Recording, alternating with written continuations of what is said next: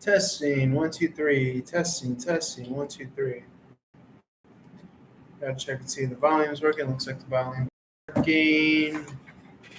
How are you guys doing?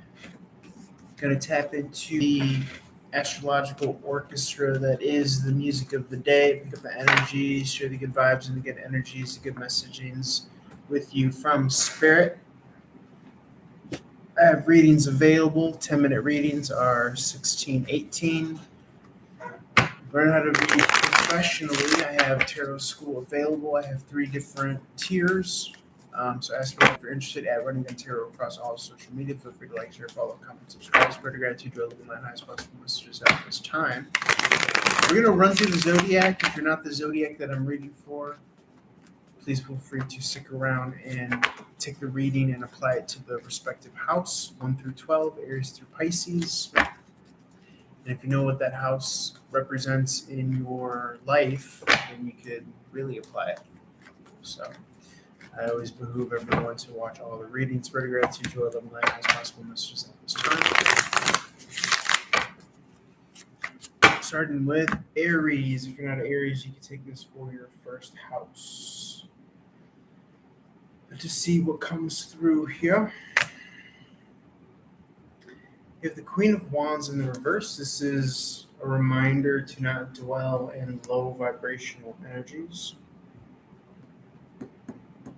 Okay, this includes doubt, fear, jealousy, anger, greed, things of that nature. Just trying to pick up on the energy of the card, see what any of this entails. So this person could also be jealous of someone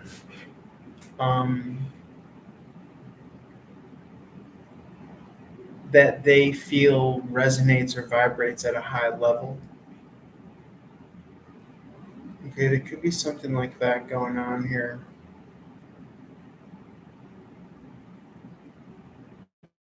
Okay. Where someone is trying to find out where they rank or what have you. Anything else here, Spirit, with this Queen of Wands? I just want to give it its due diligence. Here. Yeah, this is also a reminder to stick to your kind of magnetic north, so to speak. Not get bogged down by these tempestuous energies to want to maybe feel negatively, or if others are feeling negative towards you as well. Okay, whether it's you being jealous of others, and jealous is a catch-all word, it doesn't have to be that, but it's feelings, negative feelings as a whole, in however it is manifest but expressed to you or being received by you from others. This is a reminder not to get caught up in that persona, but to remember to stick to your magnetic north. Okay?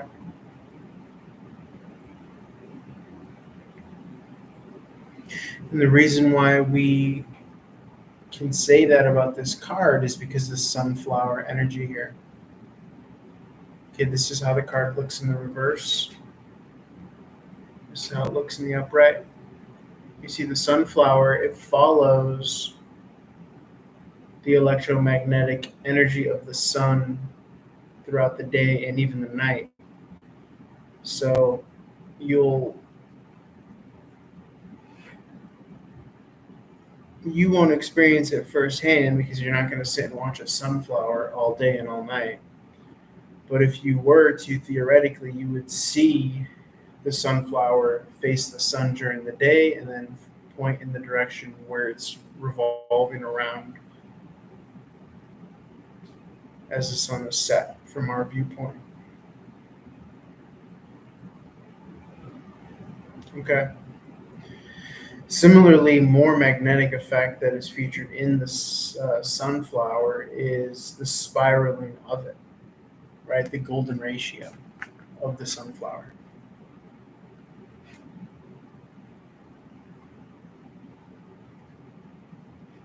the spiraling of how the seeds are splayed out within it. Okay.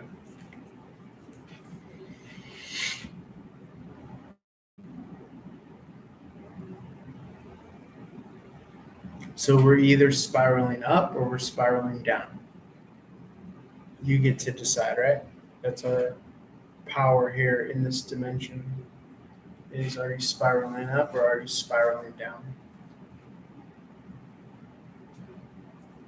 At any given moment. Are you moving closer to God or are you moving closer to hell? Right? Heaven and hell are now local. So, meaning you tune into it. You choose how you want to feel. Easy and effortlessly.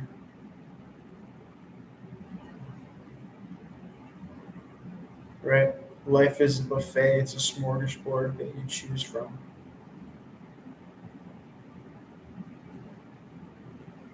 It's as simple as I'm walking around tired. I choose to feel energetic and happy and all that good stuff. You know?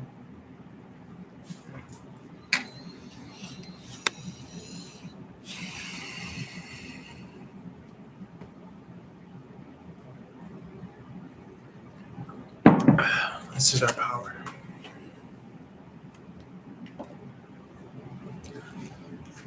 So even though this Queen of Wands card is coming out reverse, we could turn it right side up because we have knowledge of self, right? We know better enough to choose to spiral up and not downward.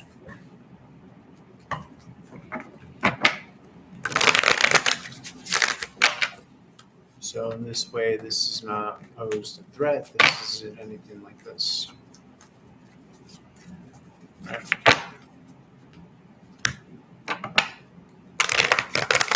Anything else for Aries, Spirit? Anything else for Aries, Spirit?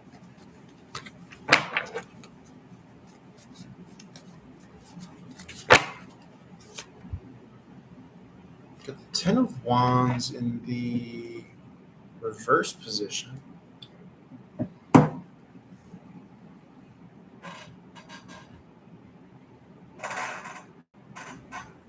We famously read this as a rebirth energy, okay? Putting down all of the wands. The wands are the actions. They're also the acts of the play, Act 1, Act 2.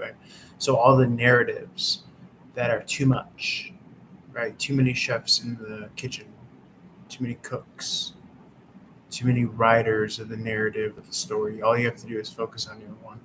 And that works well, quantumly, spiritually speaking, because there is only the self, right? And if you find out really what the self is no self at all. So you are God, you are everyone and everything on a fundamental level. And to the best extent that we could get out of our own way or stop playing the small self, small s, with the big self, right? Then we could start doing what we need to do. Or moving in such a way that we're more free, we're more, what have you, available, more in the direction of,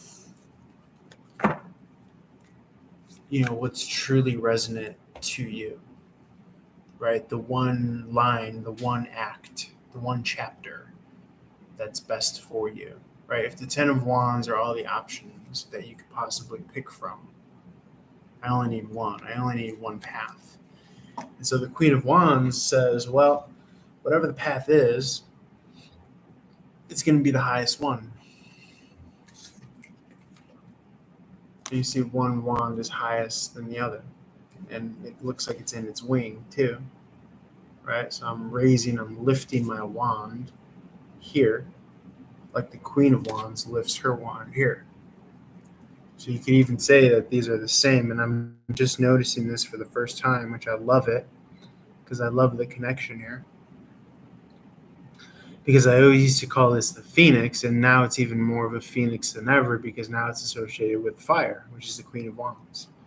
So maybe, just maybe, this is in this way, looking this way, because it is the Phoenix.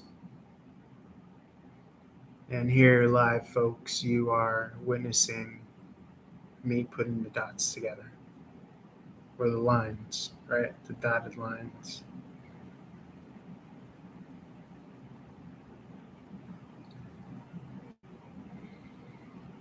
And so maybe this X marks the spot for the birth, death, and resurrection. Resurrecting to your higher self, your most empowered self, things of this nature. Anything else for Aries spirit or first house crosswatcher?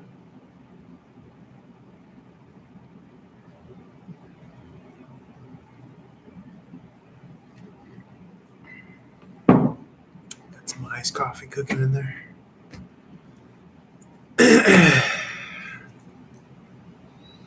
Got the Knight of Wands here. So what this does, you being empowered, you showing rank naturally, you rising to the level of your rank, basically says, hey, look, I'm at the level of where I have underlings, I have people under me. Because the Knight of Wands answers to the Queen of Wands here. And she's even looking at the resurrection of the Phoenix. So what this does naturally is this puts people under you. And that's not bad, that's not a pejorative, that's not negative. We all have our part to play. But you are at a rank, at a certain rank. Anything else for Aries, or should we move on? Let's move on to Taurus and see what comes through.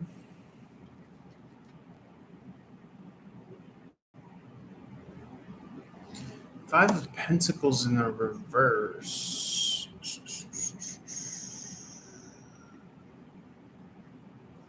This feels like going within. Okay. Going within.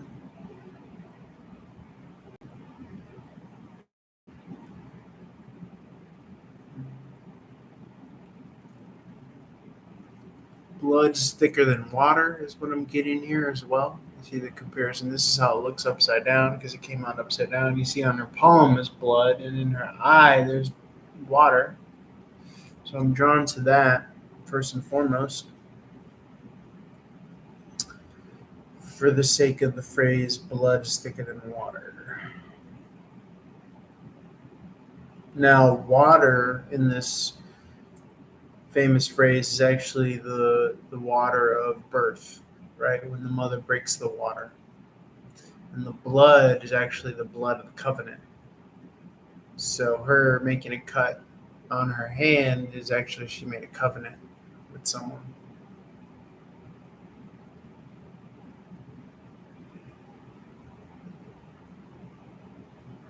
Okay. So now the plot thickens, right? It's almost like, what did I do here? Someone was actually mourning what she did here.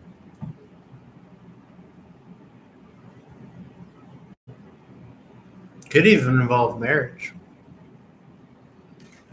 You know, not for nothing. There's a church in the background.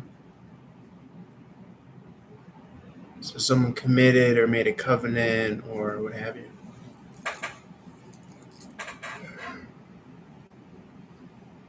That maybe they regret or they broke, or it could be a soul contract, it could be a lot of things, right?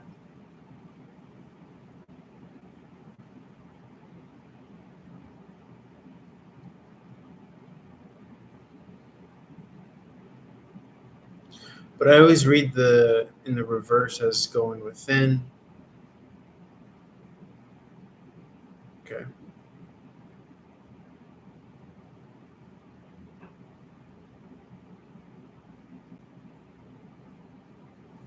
Anything else about this for Taurus?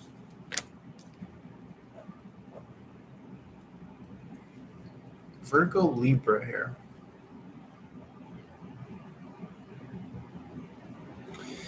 Yeah, this person could definitely have been cut with words or thoughts, or so much to the point where they have wanted to retreat.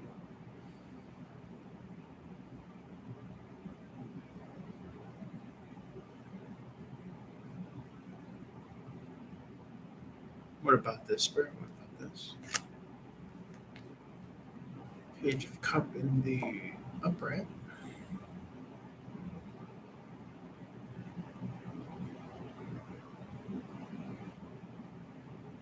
Signifies the movement of time. This too shall pass.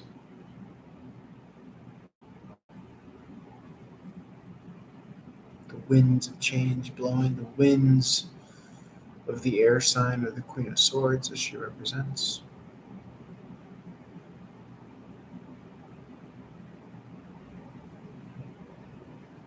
The movement of the emotion, Page of Cups.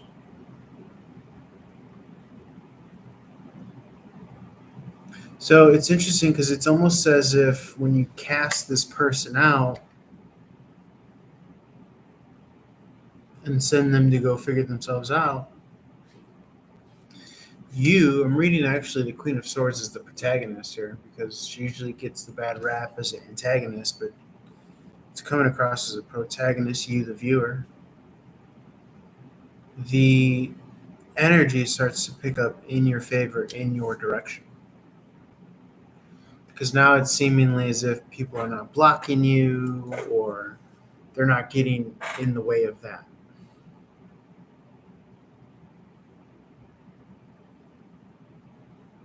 And so you cleared any blockage to your blessings that may have existed here.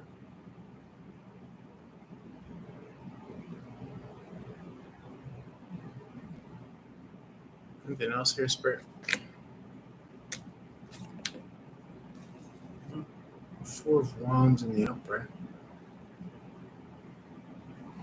I wanted to come out in the reverse, but now it flips out in the upright as I picked it up. I don't know if you saw me, but I was going to flip it, and it literally just did like a kick flip in my hands.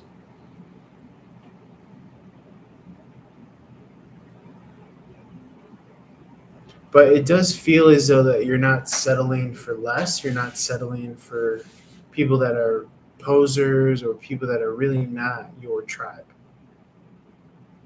Four of Wands in the upright, right? This is real union, real marriage, real stability through action. It's very joyous, celebratory energy, as in celebration.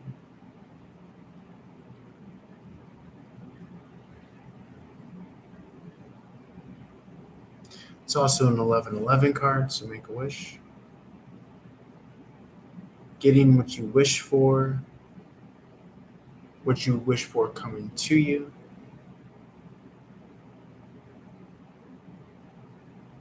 Crossing the finish line to you.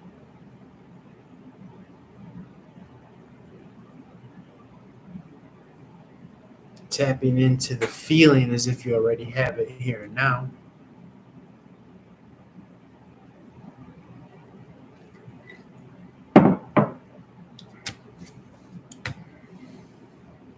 So as to really be tuned into it, right?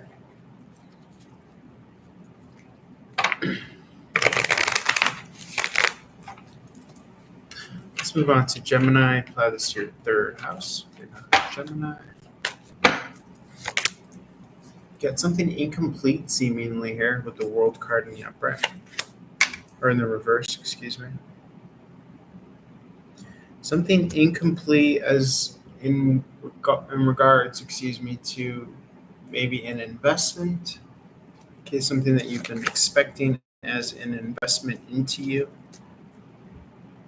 Okay, you know that this is due you, just like Taurus second house knows that this is here.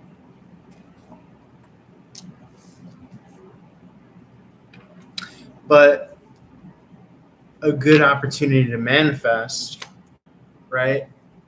Asking yourself the question in a positive verse and a positive phraseology. So, why are all my blessings here already? Right? Why are my blessings here already? Why am I able to enjoy them? Why do they feel just as good, if not better, than I ever imagined and dreamed of? You know, why am I so elated and excited that all my blessings, all my ships are here already and I'm able to delight and enjoy them? Booty and all, treasure and all. Okay. Why am I so special? Why am I so lucky that I get to enjoy the fruits of all my wishes and desires and manifestations?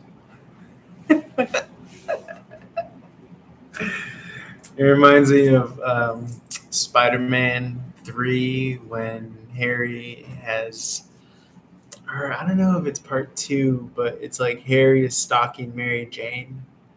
And it's like this stupid innuendo euphemism of when he's eating strawberry pie or something like that. And they're talking about Mary Jane's pussy. And he's looking at Peter Parker and he's just like, it's just so good. And he's like smiling and shit. I don't know why. Right over that. Spider-Man, you're really starting to piss me off. You've been cock blocking all over the city. You've been cock blocking Harry. That's a Pablo Francisco bit. Spider-Man. So you know that this is do you, but again, we are at our highest, most self-magnetic power when we're not resonating in time and space. I know that sounds so escapists or whatever, but we motherfucking Penn and Teller up in this bitch, Harry Houdini.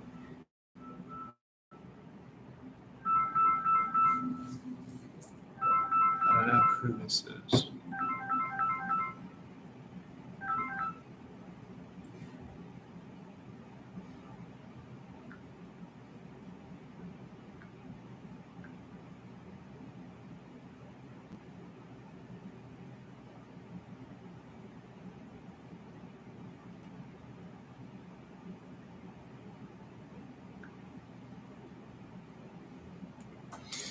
But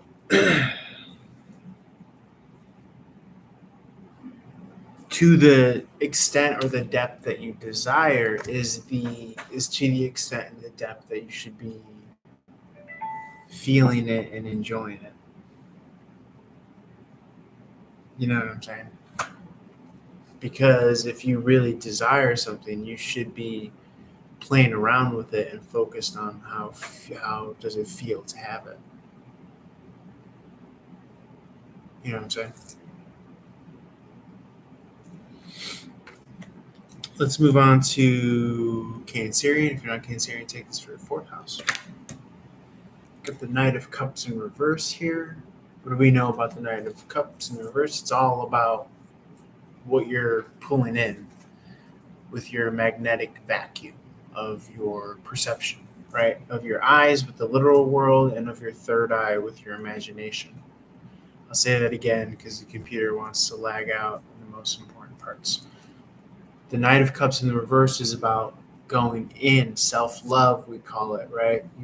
The vacuum of the black hole sun, your eyes taking in the electrons and the light experience from the outside world in the 3D, the outside world. Again, I'll do that again because it wants to lag the most important part.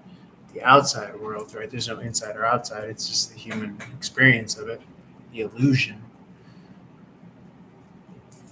But it's the experience of it through the vacuum into the mind of the outside world, but also the experience of your third eye witnessing, I'll say it again, your third eye witnessing your imagination is another vacuum mechanism because you're perceiving. Anytime you're perceiving something, there's a vacuum effect. You're taking in those electrons, whether it's your imagination with the electrical light signal or the electron cloud, because they're created from electrical synapses, right? It's all electrical impulses. So as to give the breaks or the breakers onto the shore of the synapses from the quantum field, right? The field carries the electromagnetic energy. And the synapse, or the wires that connect your light bulb to the outlet, those are just the breakers, meaning the ocean waves breaking onto the shore. That's what we see and feel as electricity. So depending on what shape, when you think of chemical compound, think of it as a key you're using to open up what lock, is going to determine whether you are making feel good clouds and shapes in your imagination, right? Light and warmth in your imagination, or if you're making feel bad thoughts in your imagination. So that's what we perceive in our imagination. And the brain doesn't know the difference between if you're fantasizing about getting pussy or fantasizing about driving a Lamborghini or having a Lamborghini or whatever you want, whatever you're into. Can't tell the difference. I'm going to take this live call. You have a call from site. You are about this caller is new to you. Customer has 6 minutes. Please hold. And then we'll move on to Leo, I guess. Or we can keep on doing Cancer. You are now connected. Hi, this is Dylan. Sales. Hey, how's it going, Naomi?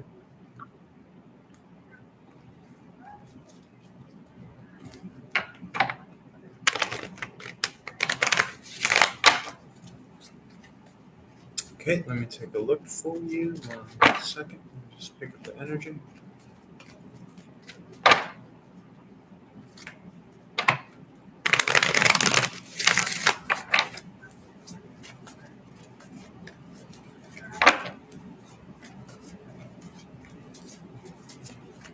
Okay, let's see what comes out.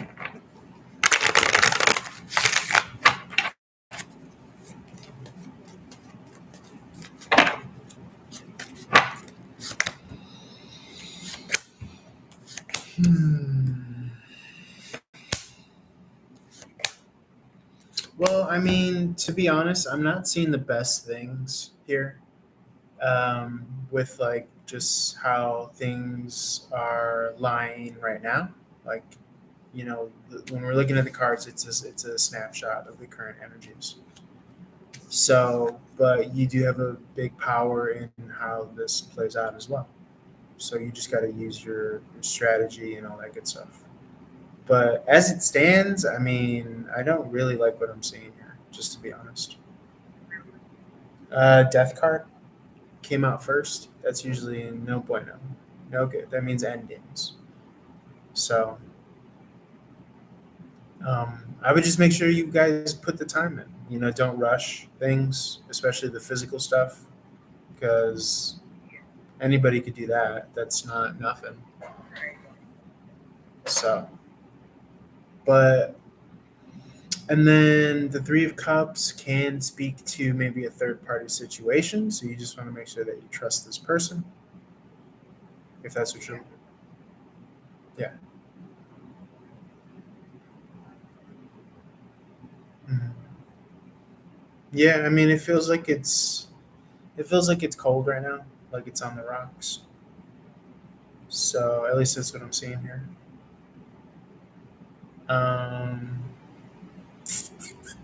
Let me see if anything else wants to come through here.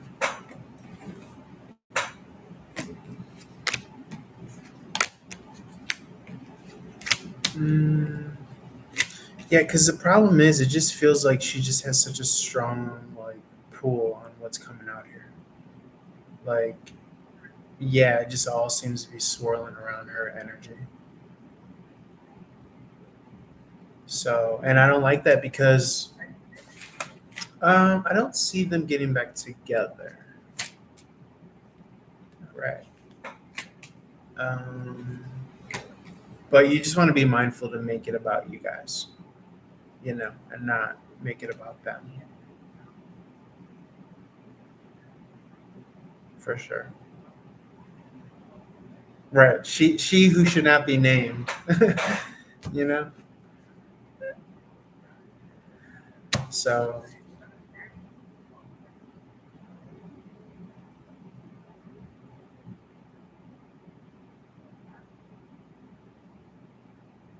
yeah, most definitely.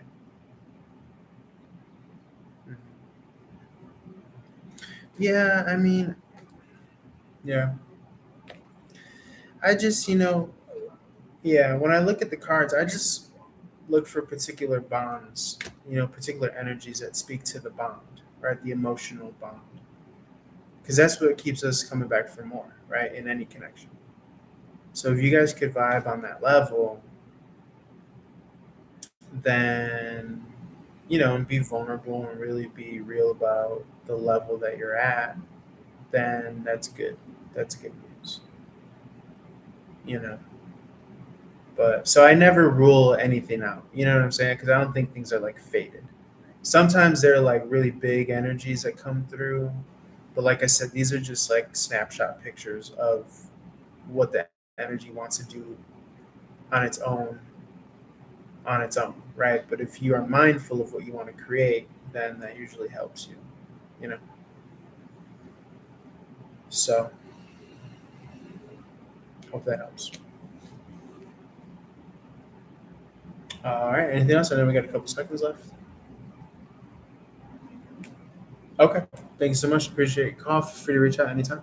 All right.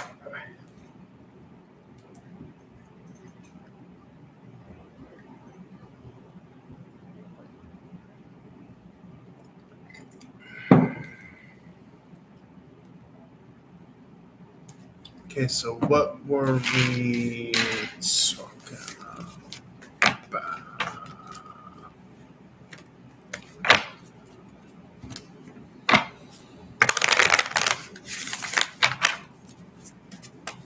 So we're talking about um, Cancerian. Anything else want to come out for Cancerian spirit? Anything else want to talk about Cancerian spirit? Anything else want to come out or that you want us to talk about? The royal us.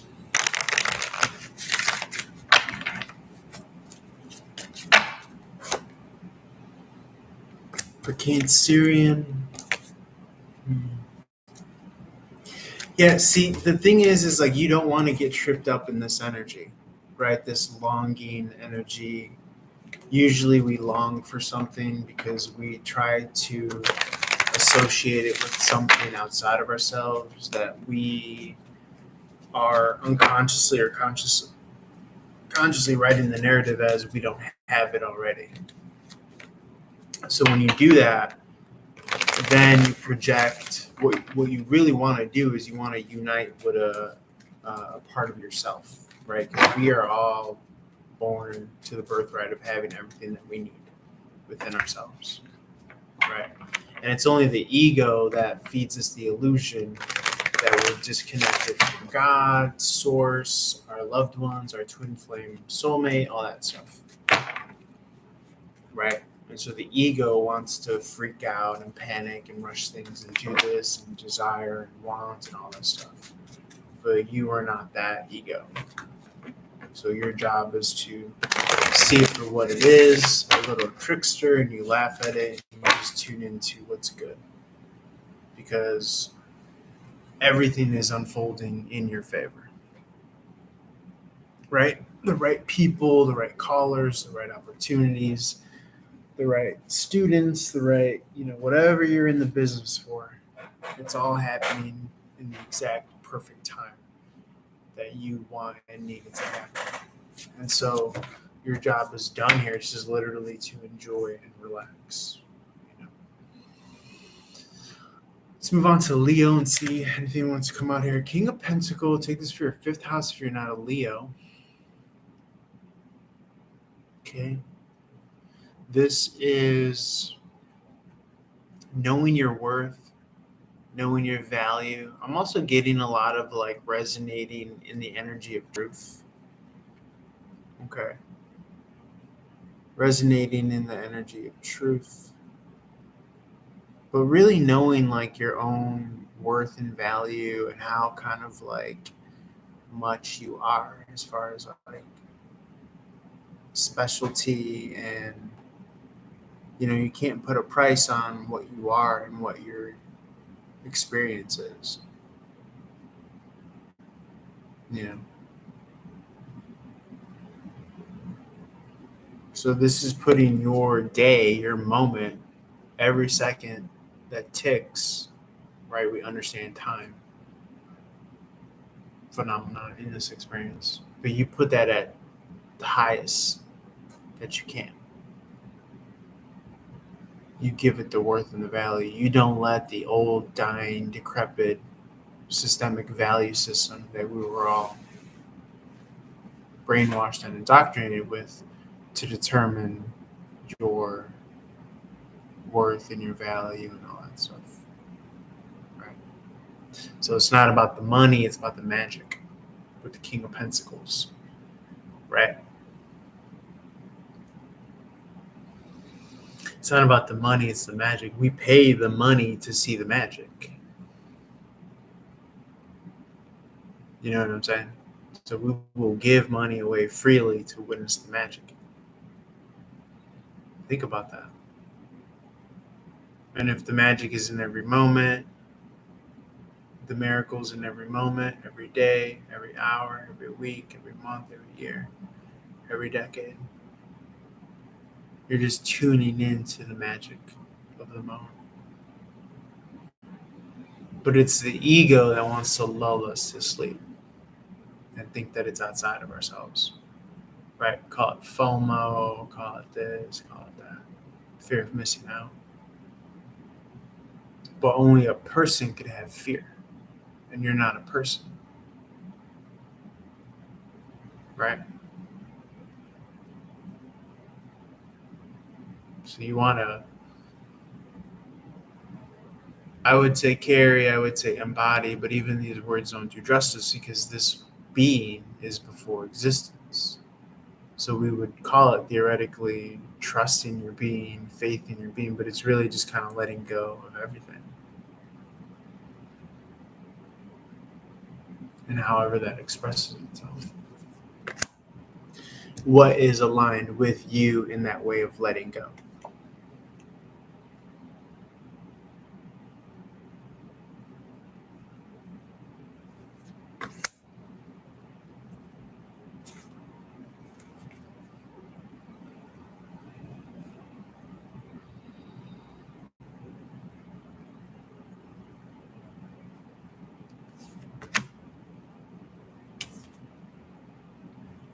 Being so real with yourself about where you're at, what level you're at, frees yourself, right? You free yourself up.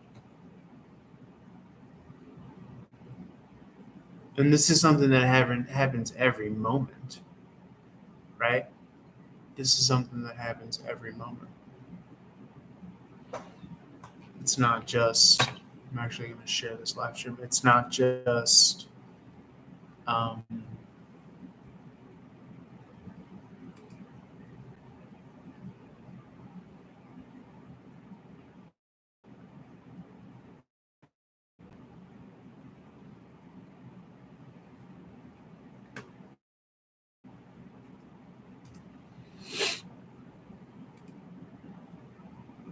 sharing this live stream. 1 second.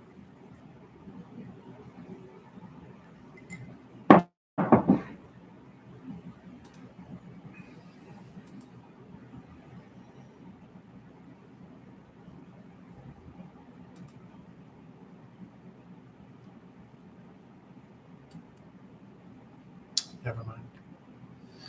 Actually, never mind. So this is a continuously like cutting yourself down, so to speak.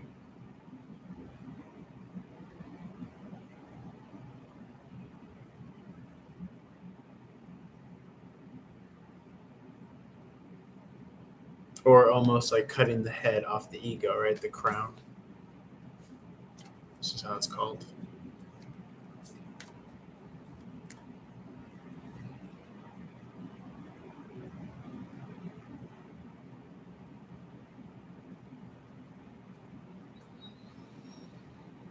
And it kind of reminds me of that video of where you see like neurons trying to feel their way to make connections with other neurons. You know what I'm saying? That's how it feels.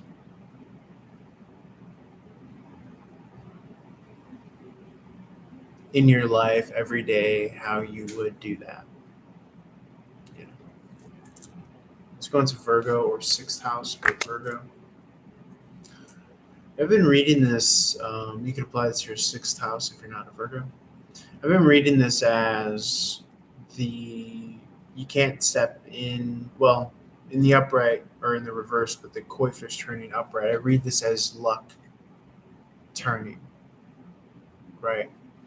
Or the energy, the electromagnetic energy, let's be very direct and honest, moving in your favor. Right? We call that luck. Or the turning of the wheel, which is the wheel of fortune, Sagittarius energy, Jupiter energy. This happens to be Pisces energy, but it's fluid. It's water, which is emotion, which is energy in motion, right? Electromagnetic energy, movement. So you're culling this Culling towards you. Right? You're fishing this by putting your net out there, by casting your net.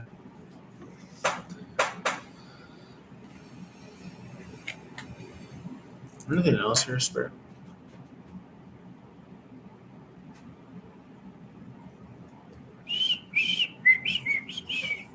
I might leave it there for now. Take a break, restart the stream. I'll put on my going away message. Pick up.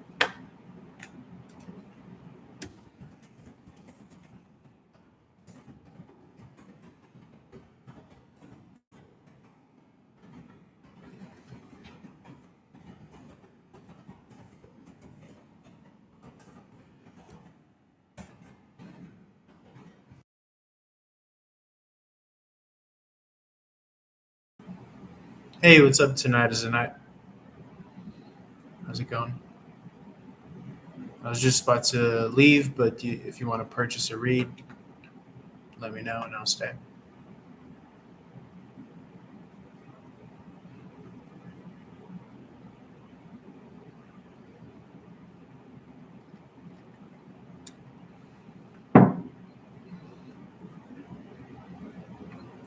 Okay, text me if you want a reading.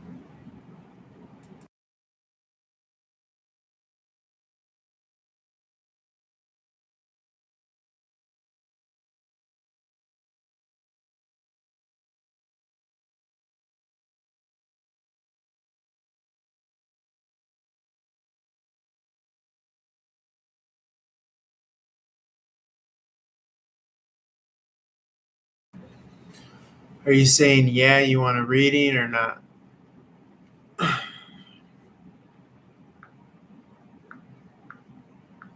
Because I was about to go on break. So let me know. Do you want a reading? Yes or no? Or just text me. Text me if you want a reading.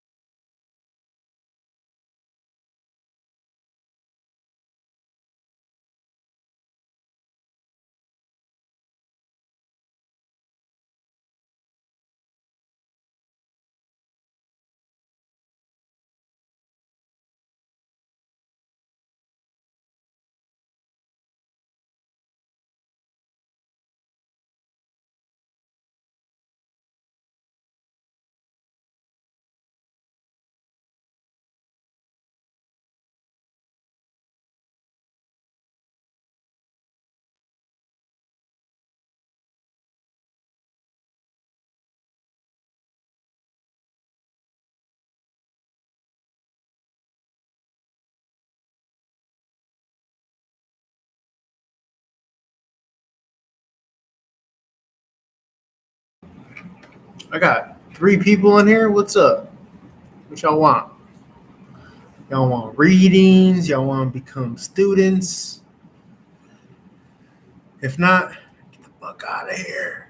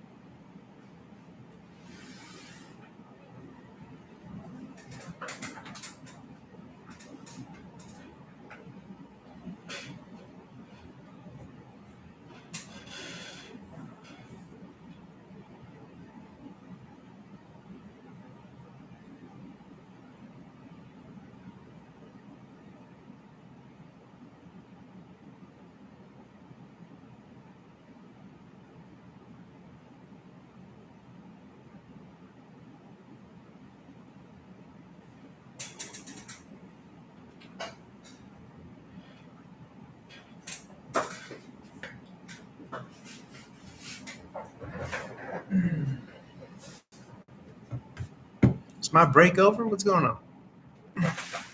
Why are there 2 people in here? Y'all don't want a reading. Y'all don't want none of this. 22:22 on the clock, by the way. Skedaddle. Yeah. Y'all can't be here. What's everybody doing?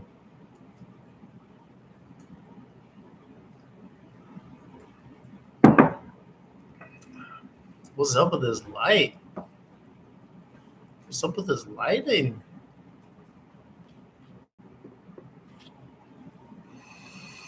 How y'all doing? What's going on? How's your day going today?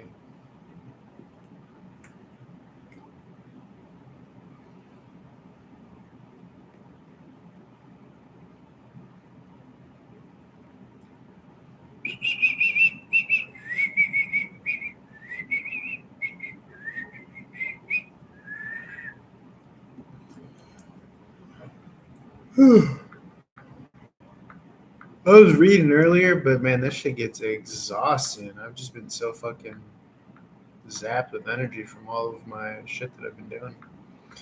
So now I'm just kind of taking more of an approach where, like, if people want to buy shit, like, reach out. If not, then oh hey, what's up? How's it going? How's it going? Thanks for sending some love. I appreciate that. Woo woo. I know. I need a coffee. I need a fucking B12 shot or something. Oh, that's so sweet. Thank you, thank you, thank you. Thank you, thank you, thank you, sir. Appreciate you. Woo woo woo woo.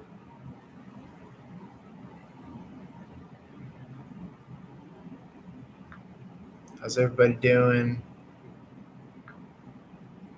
How's life?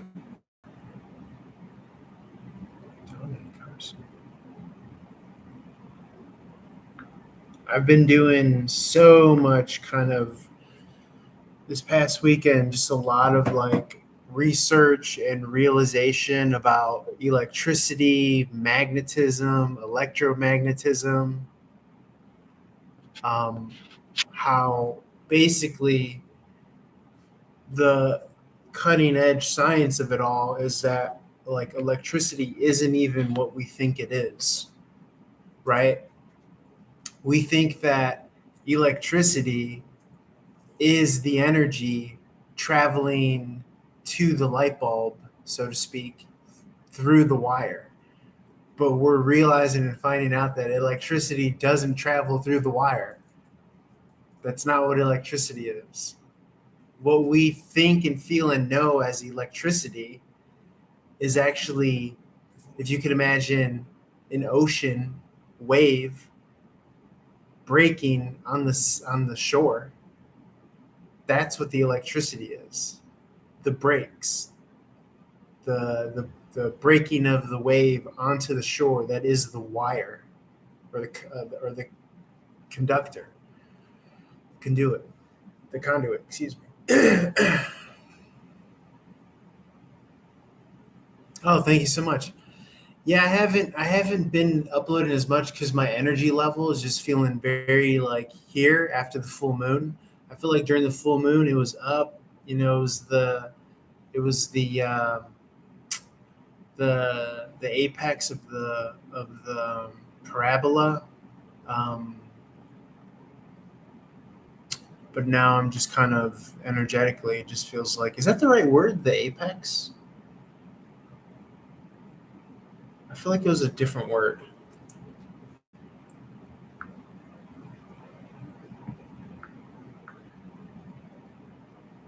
I've been using a different word lately.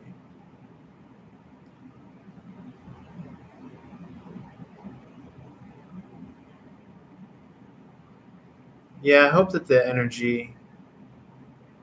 Oh, the vertex, right? The vertex. But I've been calling it something differently.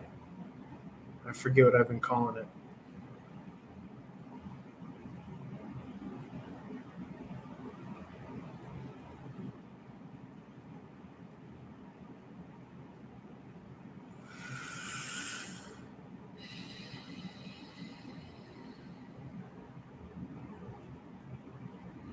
But anyways, yeah, I've just been doing a lot of research on, and I say research, but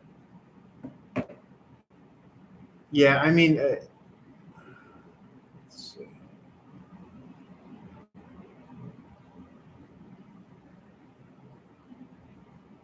The crest, the trough. Oh, the amplitude. I've been calling it the amplitude, but actually, the amplitude is, I think, the line is the measurement between the crest and the midpoint of the wave. So it's the crest and the trough, and the amplitude is the midpoint. But so to extend the what I've been learning as of late is that, and it's been mind blowing. But basically, what we're realizing about electricity is the old model was that we think that the electric company turns on. Oh, nice coffee and apple pie. Yes, I got some iced coffee here, and I was eating some soup earlier. We think that the power company turns on the electricity and it goes straight to our house all by one connecting wires, but it doesn't. So when you have like transistors, those the input transistor and the output transistor, they don't touch. So what's happening there is the electromagnetic field is being picked up by the outgoing transistor. And so there are gaps in the wire between the electric company to our house or to our apartment. So that right there is informing us that, and they measured that electrons don't actually travel up and down wires. They just wiggle within the wire up and down. So a wire from point A to point Z, let's say the power source to the light bulb, it's just the coastal line. Think of the, like I said before, the shore of an ocean line. Real electricity is in the field. It's in the electromagnetic field around the wire. And when I read that like yesterday, I think, it blew my mind because it points to everything that spirituality and quantum physics talks about, which is it's all here around us. It's not what we think it is. You know what I'm saying? So, if anything, a beam of light, then, like, say, the electromagnetic energy that's being casted down onto us by the sun, that's not traveling how we think. that electromagnetic energy, the solar radiation that the sun is sending to us, can then be likened to a wire from point A to point Z. Again, we said point A is the power source, point Z is the light bulb, so to speak. So then, just like in essence, how the sun, let's get deep and complicated here, is transmitting energy in the form of heat and light, because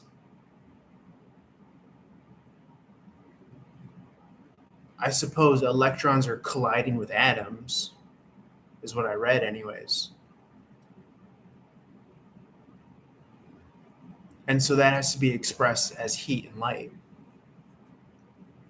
But I would then, and this is me trying to piece it together as an understanding, I would then understand that as those lines of solar radiation being shot down to Earth, they themselves become the wires or the conduit from the sun to the Earth, so to speak. They become more of the coastline seashore for other electricity, right? Electromagnetism to break onto, right?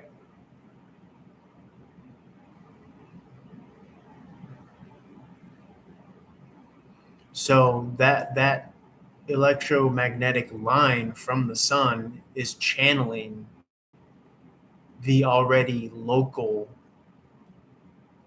electromagnetism, which then we feel and experience in the form of heat and warmth.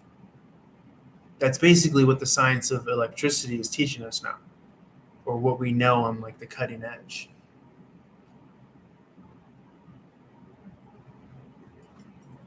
As opposed to before,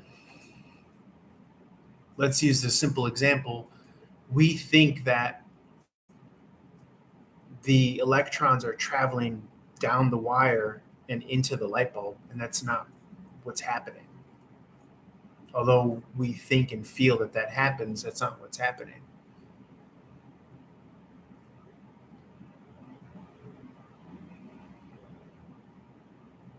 The electricity is the break point, the waves crashing on the shore, for the electromagnetic energy that is in the field around the light bulb, inside and out of the light bulb. And so we're conducting the heat and light around the field of the light bulb. Isn't that crazy? So this whole past, since the full moon, I've been, first off, the full moon in Leo, ironically enough, because the Leo represents the sun, right? The big electron giving off all its little electrons. The Leo full moon like hit me with a ton of energy. And so I was like, since I'm in on this like spiritual path, I was able to ground it and channel it, right? Excessive electric energy needs to be grounded, like a lightning bolt to the ground, right? So I remember doing that early on. I don't know if it was like last Thursday or what have you, but I remember doing like a meditation when I was starting my day, specifically revolved around grounding my energy. And sure enough, that Leo full moon wave of energy came through, but it came through in the form of just a bunch of downloads of information. And basically, what I was able to do this past week was codify my understanding of flat Earth, right? What they're trying to say about flat Earth. I'm not saying that I believe it, but I'm understanding what they're trying to say, right? They're trying to say that the planet is a battery because it has a south magnetic pole and a north magnetic pole. And they're trying to say that the sun is a cathode and the moon is an anode. And anytime you have I suppose I was going to say a conduit or a conductor wrapped around a magnet, you get an electrical charge. But I would imagine what they're trying to say is the fact that there's a cathode and an anode, those flinging around the magnetic pole of the Earth, whether it's flat Earth or a globe for that matter. Again, I'm not saying I subscribe to anything. I don't know the science behind it, but I'm just trying to understand it. Anytime you have a cathode and an anode, I imagine, again, I got to think this out loud, spinning around a magnetic pole, then you get a battery, right? And their claim is now in my mind, trying to understand the two forms or sources of energy that I've been reading about. Energy from a battery itself, or electromagnetic energy from, let's say, a conductor, copper wrapped around a magnet, right? Gives us a source of energy, electricity, I guess, or electrons, a charge. But in my mind, I'm trying to understand, well, how then does, because if they're calling the sun a cathode and they're calling the moon an anode, then that rings more true to a battery. But what I do understand is that you could magnify, or excuse me, you could magnetize a metal when you tie it to a battery. So I'm wondering if that's what their claim is that the Earth is magnetized because it's tied to the battery of the sun and the moon. So the way we magnetically charge or magnetize, I don't know what it would be called. I don't know if it would be called a piece of metal, like a nail, right? Like a flathead nail. I don't know what they would call that, but it wouldn't be a ground. It wouldn't be dielectric. It would be just.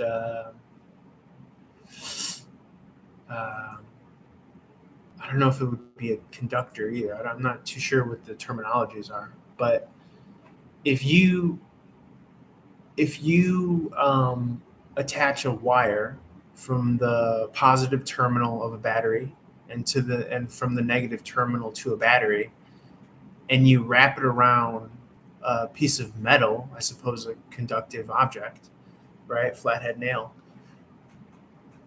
You magnetize it. Cracker says, so the aurora borealis from the sun's energy on Earth's magnetic field is equivalent to me being able to see auroras sometimes when the electrocosmic charge is strong enough. So this is what my understanding of the aurora borealis is, right? To the flat Earth model. Because the flat Earth model believes that, let me try to find a good way to explain this. I'm looking to see if I actually have any tools that I can show you. So this is what they think the flat Earth is, right? They think that we live on a flat plane, but in the middle, there's a hole. That's what they think it is, right? This middle hole is the magnetic north. This, they call it an ice wall. People think it's a literal ice wall, is a magnetic south. So that's why people are claiming that compasses don't have any magnetic south. It's only always pointing to north, because when we're walking around the Earth, we're walking in a circle. So our compass is always pointing to the middle of that circle with a hole in it. People are saying in the flat Earth community that the aurora borealis is the field that is being projected from the center of the flat Earth. Again, I'm not saying I believe in this, but that's what their claim is. They're saying that the aurora borealis is actually happening above the hole that is the magnetic center of the Earth. Now, I think what their claim is that any time, and that's as a result of electromagnetism, which is why I'm bringing into the discussion the Earth being a cathode and the moon being an anode, meaning Earth is positively electric charged elements for the most part, and then the moon is negative charged. So in a battery, for instance, you have the positive terminal, which carries positively charged carbon, and then you have the negative. This is the cathode, and this is the anode, the negatively charged, let's say carbon or whatever the element is. And then in the middle, you have the electrolytes, right? The electrolytes is the juice, is the source of energy. So what their claim is that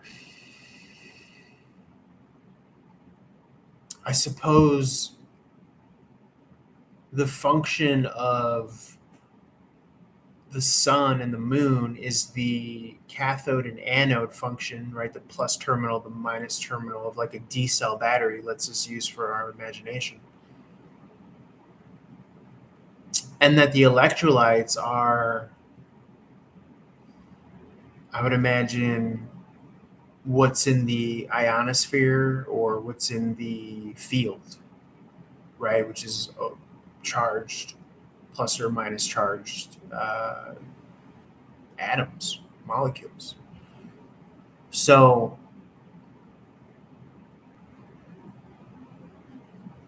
the battery that is the sun and the moon and the ionosphere, for lack of a better word, is causing the Earth to be magnetized, just like, and that's confirmation right there if we're doing spiritual talk too, with the science talk. Just like if you were to take two copper wires from the positive and negative end of, let's say, a D cell battery and wrap it around a flathead nail, when you coil the copper around a flathead nail and it's attached to a plus and minus sides of a battery, you magnetize that nail. Now the nail creates a south polarity and a north polarity.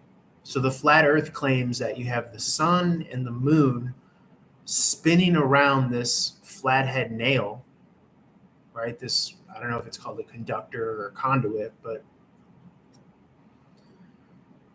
and so it then becomes magnetized, and they're claiming that's why the Earth has a magnetic south pole, which is the ice wall, and then the magnetic north pole, which is a hole in the middle of the flat Earth map. Which to me is like, what the fuck? How do you even get there? You know what I'm saying? But that's what their claim is.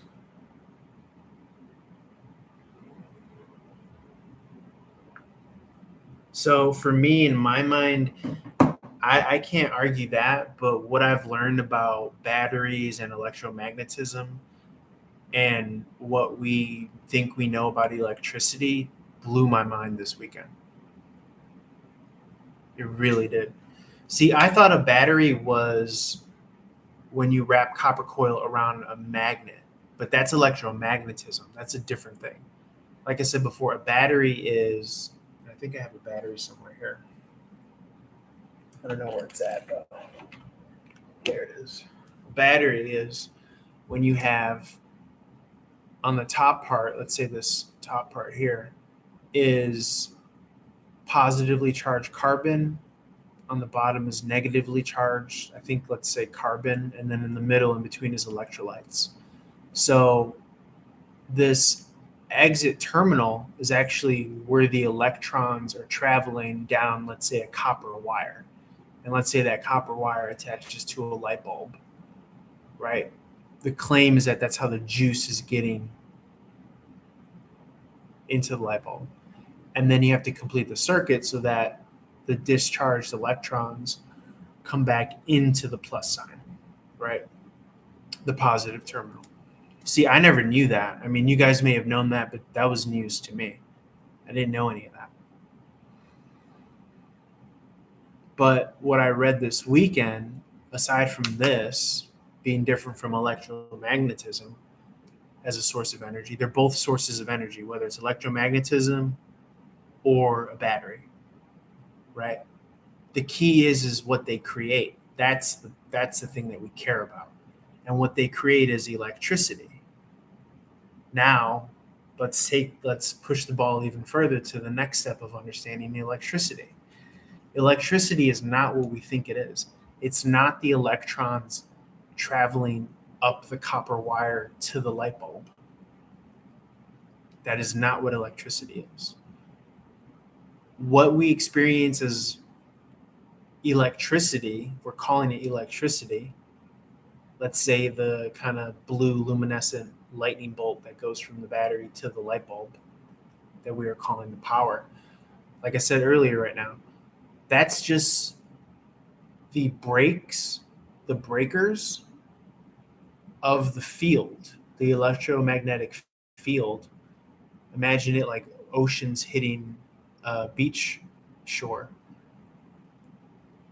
That's just the waves of the electromagnetic field around the wire breaking onto the shore of the copper wire. That's what we see as electricity. So then that break happens in the light bulb itself. Because I guess they're saying that, or from what I read, they're saying that the electrons are hitting atoms and that's creating the light and the heat in the light bulb. But those electrons are in the field or the ionosphere around the light bulb.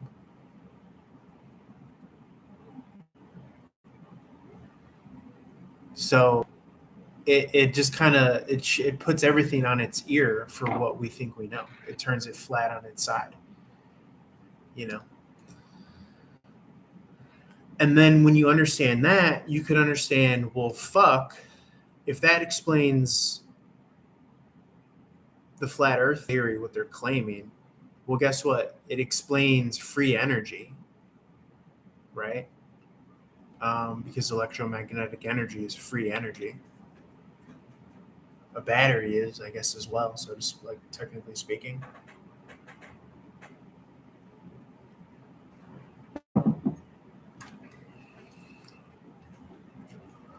It explains the human body as a battery because we have a magnetic center. We have a south polarity and a north polarity. And we have electricity. So we're electromagnetic. So when I say battery, it's like we're an energy source, right? Or supplier or conductor from the field, the electromagnetic or the quantum field around us.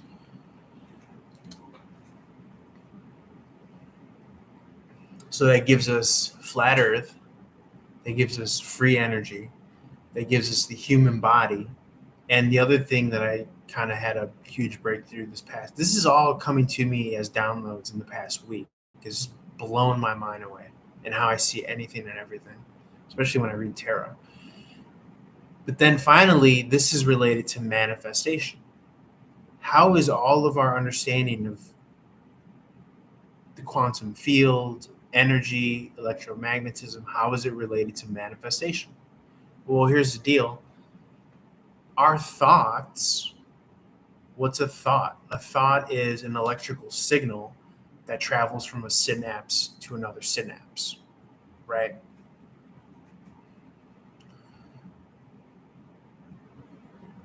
When it reaches another synapse,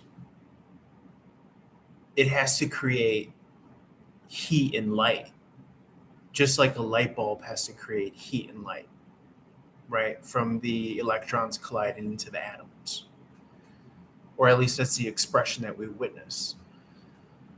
So the more of a rolling broil and a build of synapses exerting heat and light, that heat and light has to land on other synapses or be picked up and activated. So then these are how all these signals are traveling based on the energy that we're giving it. This is my like rudimentary piecing it together and understanding it, taking broad brushes, but trying to communicate to you the core of the message here. Now, it's my contention that we pick a specific key in the form of the molecule that we're using to fuel that synaptic firing, maybe even in localized regions of our brain, right? So if I pick serotonin, I'm picking a happy molecule. When you hear molecule in this, discussion or this discourse, think of a key, the right key to open the right lock, to get the right result. So if serotonin is that for that effect, a happy thoughts and feelings, then let's say norepinephrine and adrenaline is one for negative, anger, fear, whatever. Well, what else is a key in our human experience? The key of music, right? Are you playing in key? Okay. Stay with me now. These are big concepts that I'm wrapping all around in together.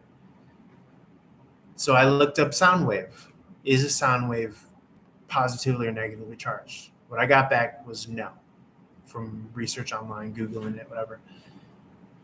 Article says, or the answer says, Google says, sound waves are mechanical air pressure. But at the end of the day, everything that we're moving is plus and minus charges, is my conceit. But the right sound wave, the right key, and this is how I'm relating sound wave to the right chemical, because they're both keys, right? Serotonin is a key to a specific lock, The right sound wave is a key to a specific lock. So they're one and the same, essentially. This is my concept, my conceit, my understanding that I'm communicating to you guys. Let's go back to the chemical serotonin key, right? In manifestation, you are picking your thoughts. You're picking your emotions to create a feedback loop. I call it getting like a good lather, like when you're in the shower, right? You're using your little scrubber and your soap, and you're getting a good lather, right? But this is manifestation. When you have the extra resources to fantasize or dream or imagine, right? And what's imagine? Imagine is I magi, I magic, I am the magician, because I'm picking the script, the narrative, I'm writing it for myself, right? The magician has the wand is the pen. We've been thinking about all this. We've been talking about all this on this channel, right? Since 2024 started. So I'm choosing, this is our power though. The power of manifestation is the choice. So how do we pick the right key? Is our attention, right? Our focus and our attention on the right emotion has to be stronger, and that emotion has to be stronger than the discordant one, the negative one, so that we could play in that positive key of happiness, joy, gratitude. These are all states of being that are fueled by oxytocin, dopamine, serotonin. Okay. So synapses are firing down the axiom, supposedly, or the neuron down the axiom to another neuron, whether we're talking about synapses or neurons. They're creating this light and heat, right? The more we do that in any given direction, because we pick the right key, the serotonin key, so therefore we're creating the light and the heat that formulates the electron cloud that we're going to then experience, right?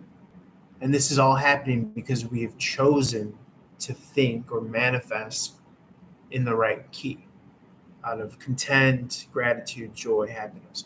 So as soon as we do that and we begin thinking about the things that we want and start feeling as though we already have it, then we start getting ourselves in what I'm calling that good lather, right? Like the suds of the bubbles, right? When you're showering, you get a good lather, emotional lather, a good state of being. Now that becomes your feedback loop. So you pick the right key, the right molecules, oxytocin, serotonin, dopamine, to create the right thought, which creates the right cloud. I'm calling it an electron cloud, because what's a cloud of thought, or what's the cloud that results from a thought, is the image. We experience that electron cloud as the image of what we desire in our manifestation. So now we're seeing it, we're seeing ourselves happy because we picked that key, like a key of music to play in, or a key to unlock a specific lock. It's the same key, right? So now that positive image then becomes that which is consumptive, that which is being consumed. And so now we're consuming it and it's producing a feedback loop. And now the saga continues, the cycle continues. Because what is that electron cloud of good thought, good visualization of your manifestation, but the same thing that we're working with anyways? Fucking electrons, energy. And the brain, we know, doesn't differentiate between, am I viewing those electrons? All of this light spectrum that we're able to take into the vacuum of our black hole sun, our pupils, it's just light spectrum stuff. It's just electron energy in different forms, atomic energy in different forms. So the brain doesn't know if we're viewing the outside or if we're fantasizing and viewing our own imagination, right? They say we're using our third eye if we're visualizing our imagination. But the point is that we're creating that awesome positive lather of the emotional state. And that emotional state is then having your electromagnetic field play that harmonic into the quantum field. And so now we're tuning in to that harmonic, to that song, to that solo. And the idea is that we get more of that, we feel more connected, we feel more a part of something in that given positive direction, right? Electromagnetism is in the way we speak, it's in the language. Be positive, right? The plus sign. Don't be negative, the minus sign. Heaven is the head, it's up. Hell is the heel, it's down, right? But what's interesting is that if you're imagining heaven, it's still, I'm calling the imagination as an electron cloud because that's what it is, right? It's created by the light and the heat given off by the neurons and the synapses to create the cloud of the image in your manifestation fantasy, right? It's still an electron cloud, right? An energy-based cloud. If I'm visualizing heaven on earth, or me in paradise here and now, visualizing me being in heaven, content, feeling good with my life, right? Now, that's no different than if you are visualizing a miserable life or imbuing the meaning of what you're receiving from your world as hellish or negative or bad. Because it still then becomes, when you're interpreting something, it has to go through the process of meaning interpretation. It has to stage at that level of us giving meaning to it. Is it good or bad? But there's no difference in good or bad.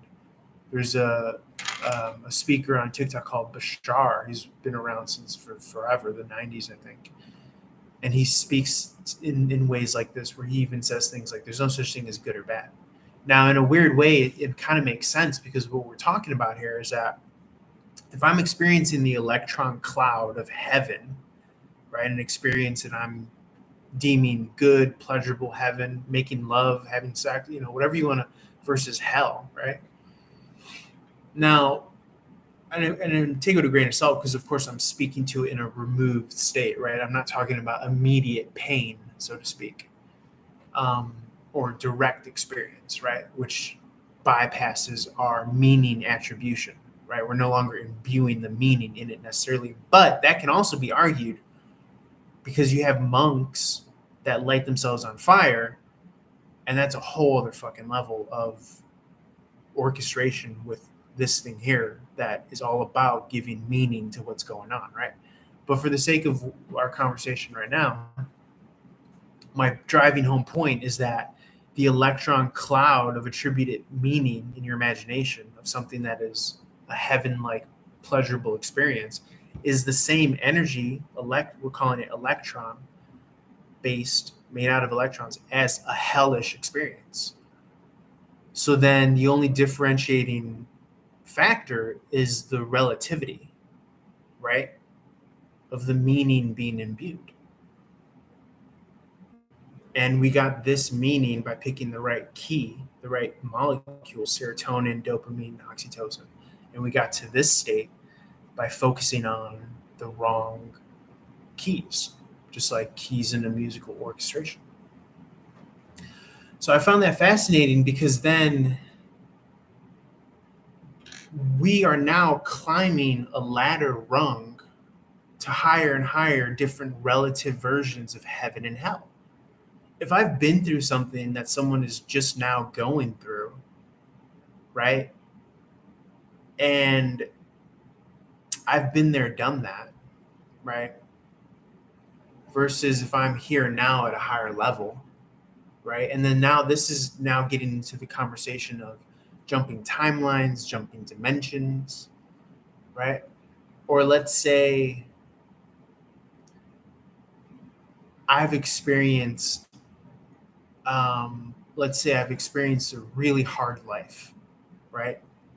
And I've made a jump to a higher level, right? Somebody who hasn't experienced that really hard life, when something bad happens on this level, they're going to see it as a way worse occurrence than what you've experienced already relatively, which was way worse than what's going on at this level. So that's my point of how all of this becomes relative to where you're at in climbing the ladder, right? Or if you're not climbing up, going to heaven, a more paradisial experience of life, then you're going down. You're going to more and more hell. But I would contend that life, if not in every moment, at certain moments of the day, gives you the opportunity to take the next step on the ladder rung to heaven. Like the Eagle said in Hotel California, this could be heaven or this could be hell. So the person who really knows what it is to grind and have a bad life and what have you, when they experience a negative setback at a higher level in their life, they're going to be like, this is nothing. I've been through way worse. You know what I'm saying? So now their mechanism that attributes meaning to their experience has proper context, right? You don't know what pain is. You don't know what suffering is. You don't know what hell is, And now that gives us a whole new valuable in the human experience, right? Because now we have something to contextualize what is actually good, what's the good life, it also informs our fantasy or our manifestation of what we want to imagine for ourselves. Now, I would imagine that even in our imagination, our manifestation imagination, you really would only be able to manifest the next step pertinent to where you are now, what level you're at now. So what you're trying to manifest in your 20s is not necessarily the same as what you're trying to manifest in your 30s, right? So to me, all this is really fascinating because it speaks, the manifestation part is tied into the flat earth, the free energy, the human body as a battery, electromagnetic energy source, battery model, and then manifestation. Because manifestation then works, for all intents and purposes, on an electromagnetic track. Because anytime you have electricity or an electric field, you have magnetism somewhere relatively close. Like, so for instance, our spine is sending an electrical signal, or the breakers of the electromagnetic energy in the field is breaking on the spine.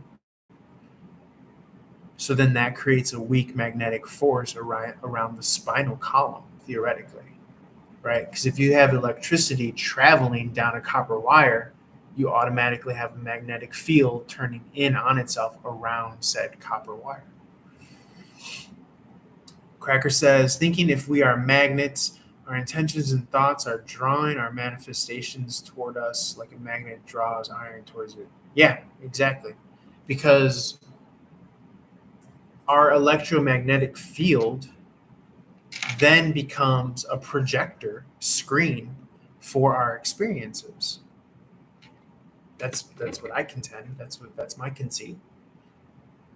So now if I'm all primed in a positive lather of love, gratitude, joy based on serotonin, oxytocin, dopamine, all the feel-good chemicals, well, that's going to be the lens by which I experience life and imbue meaning. That's what I'm going to see and feel around me. You know? Whereas if I'm in a negatively primed state of being, I'm going to tend to attribute that negative meaning because it's by which the lens I look and experience at through everything now in that moment. Chances are I'm going to imbue that meaning into the experiences while I'm in that state. Or in the very least, that will be what I'm imbibing. That will be what I'm consuming in the thought cloud of that state that I'm in, right? A mood is like a storm. You know, is it going to be a good storm or a bad storm? And the power or the relevancy of how that's all kind of played out, manufactured, is again based on where is your attention going? Where is your focus going? You know, I liken it to like a fisherman being on, a river bed or something, the shore of a river, and he's casting his line out into the river, but the river is a metaphor for the quantum field of possibility and what we're focusing on and what our intention is, right? He wants to catch a fish. Now, if he cartoonishly flings out from the river a rubber tire and it falls around him and now he's stuck in a rubber tire, what does he have to do? And the rubber tire is a metaphor for a bad experience, a bad thought, bad feeling, right? People who are good in crisis or in these moments of decision, their focus stays on their goal, which is to catch the fish.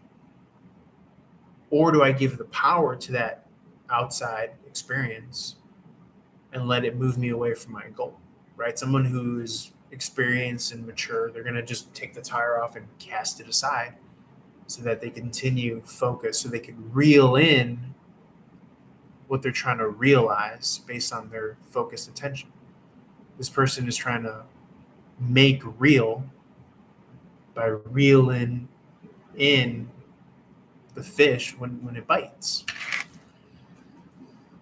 And then you could talk about the assumptive, expectation of there will be fish in this river in the quantum field. And we have confidence in that because theoretically, in the quantum field, everything exists all at once. So there's no lack and there's no scarcity in the quantum field. If everything's happening all at once, we could move timelines, right? We're affecting our destiny, our fate. And I'm floating now in this bubble of self-realized electromagnetic field of my current state because I'm tuning in to the astrological orchestration. I'm tuning into the key that's being played by the planets. It's all music. It's all mechanical energy. It's all electromagnetic energy. So I'm tuned into it, right? Hunter Thompson said, buy the ticket, take the ride. Well, you got to get there, right? You got to be at the right spot where the Greyhound bus is picking you up or where the plane is, taking off. So as long as you are being put on the right charter destination based on the ticket you're buying, right? Are you buying a ticket to somewhere good, paradise, right? And that purchasing of that ticket is, we're mixing all sorts of metaphors here, but that's based on if you're picking up on the right key, the right musical orchestration of the day, or the ability to travel to that paradisial heavenly state. And the interesting thing about all of that is, like I said, to quote the Eagles again, Hotel California, this could be heaven or this could be hell. So heaven and hell is non-local. It's here and now, right? This isn't new. This has been said before, right? This isn't a new original thought. I'll give you another good nugget here about original thought. We like to think, again, to tie in the quantum field, we like to think that we're so smart and we're coming up with this shit whole cloth, but we're not, because it all exists already. According to quantum spiritual science, it all exists. So I'm just tuning into it. We call it downloads, right? And my special lucky receptor antenna is picking up on that. Now, what's going on with and so we're talking about everything that I've learned download wise this past week, which has explained to me what they're trying to say with flat Earth, which is that sun and moon is battery that's magnetic, that's magnetizing the Earth, right? Electromagnetism so it's teaching us about that, what that is. That in turn teaches us about a free energy model, right? Electromagnetic energy or battery energy. That in turn teaches us about the human model, because the human model then becomes a battery or electromagnetic source of energy, because we have an electromagnetic field around us. That in turn teaches us about manifestation, because all manifestation is creating that electromagnetic feedback loop based on your choice, what you're fishing for in the quantum field.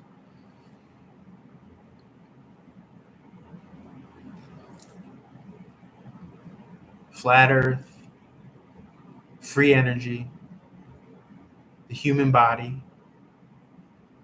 as a tool for awakening, manifestation, and what do you want to call it? The pyramid scheme or the enslavement of the human race? What's that last one? A world view, a world economic forum, an understanding of what's being done with these spiritual beings that are now we know are batteries, just like the movie The Matrix told us. So how does that inform what the leaders or the power heads, the godheads of this planet,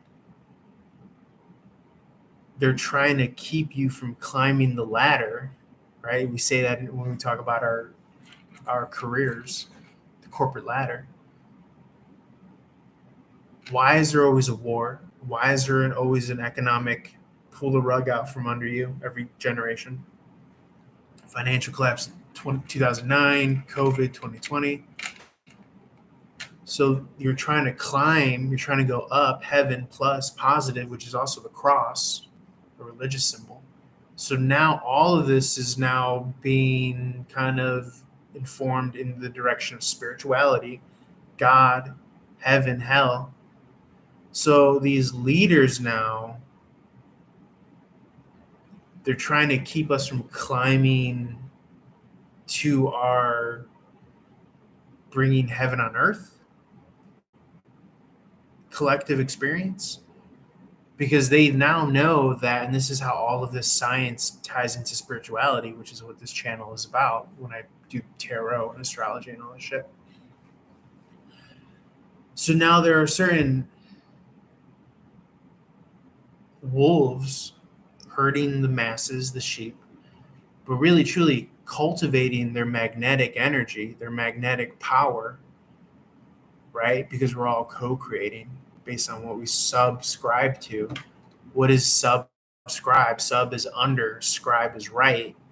So they're writing the main narrative for the collective, and we're giving our power through the pen, our authority, our authorship to them so that they could write hell on earth. So they could write a terrible fucking movie for all of us to live in and exist in. What have I been echoing and saying over and over again on this channel? I've been saying that in the old Shakespearean plays, and I'll say what you want about Shakespeare, whether he was real or not, there's only two types of plays. It's a comedy or a tragedy. So it's my conceit, I contend that the powers that be, if you believe that there are powers that be, that's what they're doing. They're writing the script as a tragedy, and they are they're herding sheep in that direction, because the more batteries, right? The sheep are electrical power units that they could power that vision, then the more you make it into a reality. But what's happening is more and more people are waking up and saying, I don't like that story that I want the happy ending, right? I want the rom-com. I want the girl, the money, the car, the house. And so spiritually, quantumly, this is what we're witnessing, is a splitting of timelines. Because the quantum, and again, this is theoretical, all this shit that I'm saying, doesn't give a fuck if you understand what's going on with your own life's timeline. I don't know that I didn't die in a prior lower timeline, and I just woke up in the morning to the human model brain. It just feels like it's the same time. We don't know if that could act, we don't know that can't happen or that can't be the case, right? So this is how I get to speak in the way of, or this is what leads me to speak in terms of,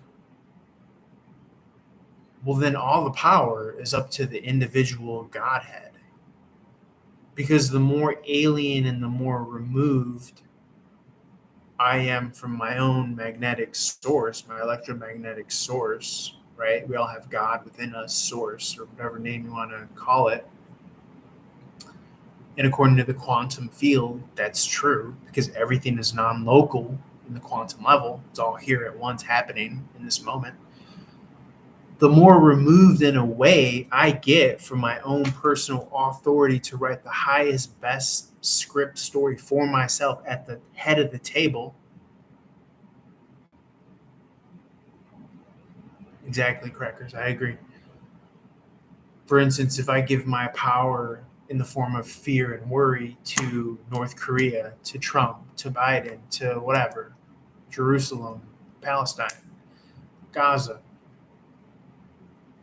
all you're doing is giving away your power to things that theoretically exist. So why not better to more so, and I'm not saying that this is what I'm selling, this worldview model, but I'm just sharing where my mind's at. Why not empower yourself to the degree, to the umpteenth degree, and say, no, what I'm writing for myself actually informs my world, right? So why would I be someone that worries or is fearful that a comet is going to collide into the earth if I'm experiencing my own unique solipsistic reality? Why would I write that for myself? And then that's what the butterfly effect is, essentially, is the smallest kind of granular thought eventually sends ripples through the quantum and makes manifest those collective fears, worries, and concerns, and what have you. So, and again, if we're talking about timelines splitting off, I don't know that, like, let's say the Joe Rogan, he always talk, and I think that this is something that I've experienced in my viewing of Gen Xers, people that were born Generation X. They have a very nihilistically faded kind of, like, they worry about shit like comets collapsing with the world, colliding with the world. In my individual experience, I can't say with wholehearted proof or evidence that there was a Joe Rogan, let's say, in a different timeline, because he's spoken on his podcasts before that these are his fears.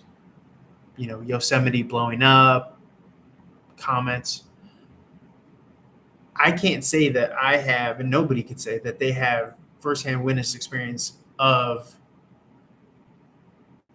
another timeline not breaking off and that happening because we're in this timeline, right? Therefore, I can't say that that hasn't happened. Just as much as I can't say that that has happened. But what does that leave us open to? That leaves us to the potential of somewhere in the quantum it has happened, right? What I am saying to you is that if that's the case, then manifestation is picking your happy ending or your tragic ending. So let us empower ourselves and write the happy ending, the rom-com or the comedy, you know.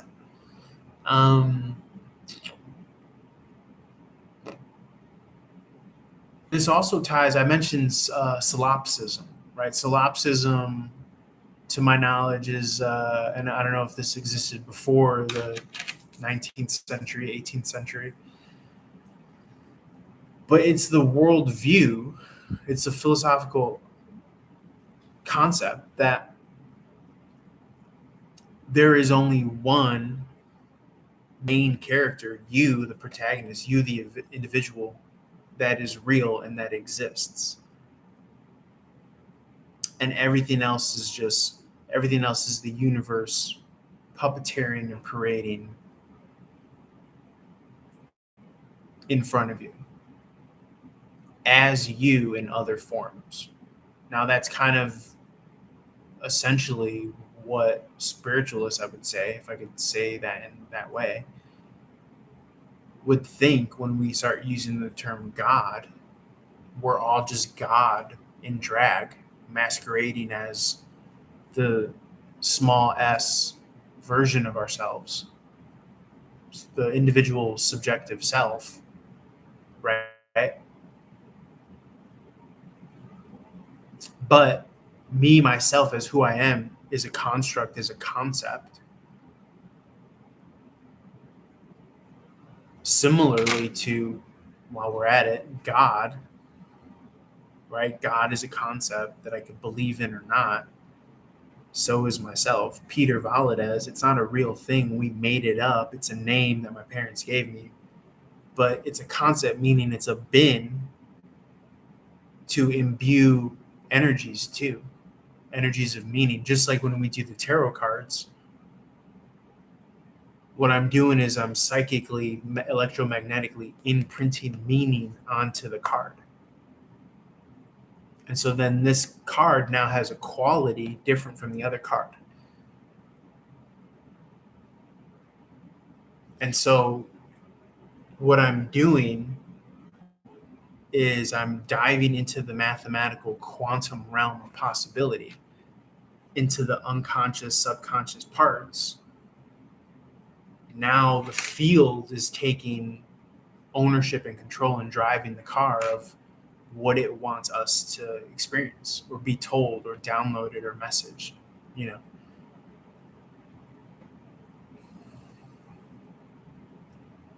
So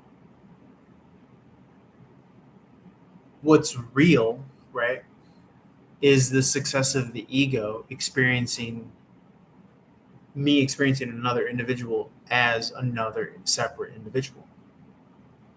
But really at a deeper level, we know that we are just the one thing, being itself, which we could call the universe, God, you know, whatever name you want to give to it.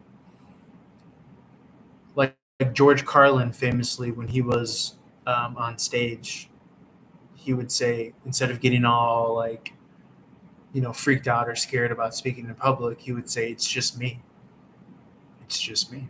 It's the quantum potential peeping through the eyes, the black hole sun, the peephole, right? You have a peephole behind your door that you can look through." It's a funny play on words with, you call a group of individuals people, peephole.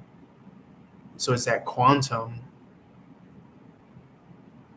peering through the subject. It's the objective peering through the subjective experience.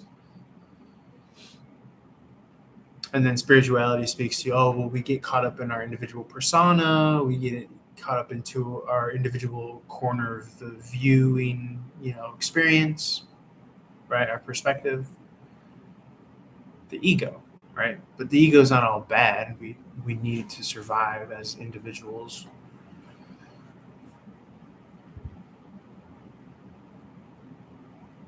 But going back to belief, right, in the concept of God or the concept of yourself, it's similar. To believe in God is to believe in yourself. To believe in yourself is to believe in God, because it's all the same thing. Now, what's believe? Belief, I would say, I broke it down recently, and I don't mind repeating it again. But belief can be broke down to be like Eve. And what's Eve? Eve is the wave. Santo Bonacci breaks it down as the sin of Eve in the Bible, right?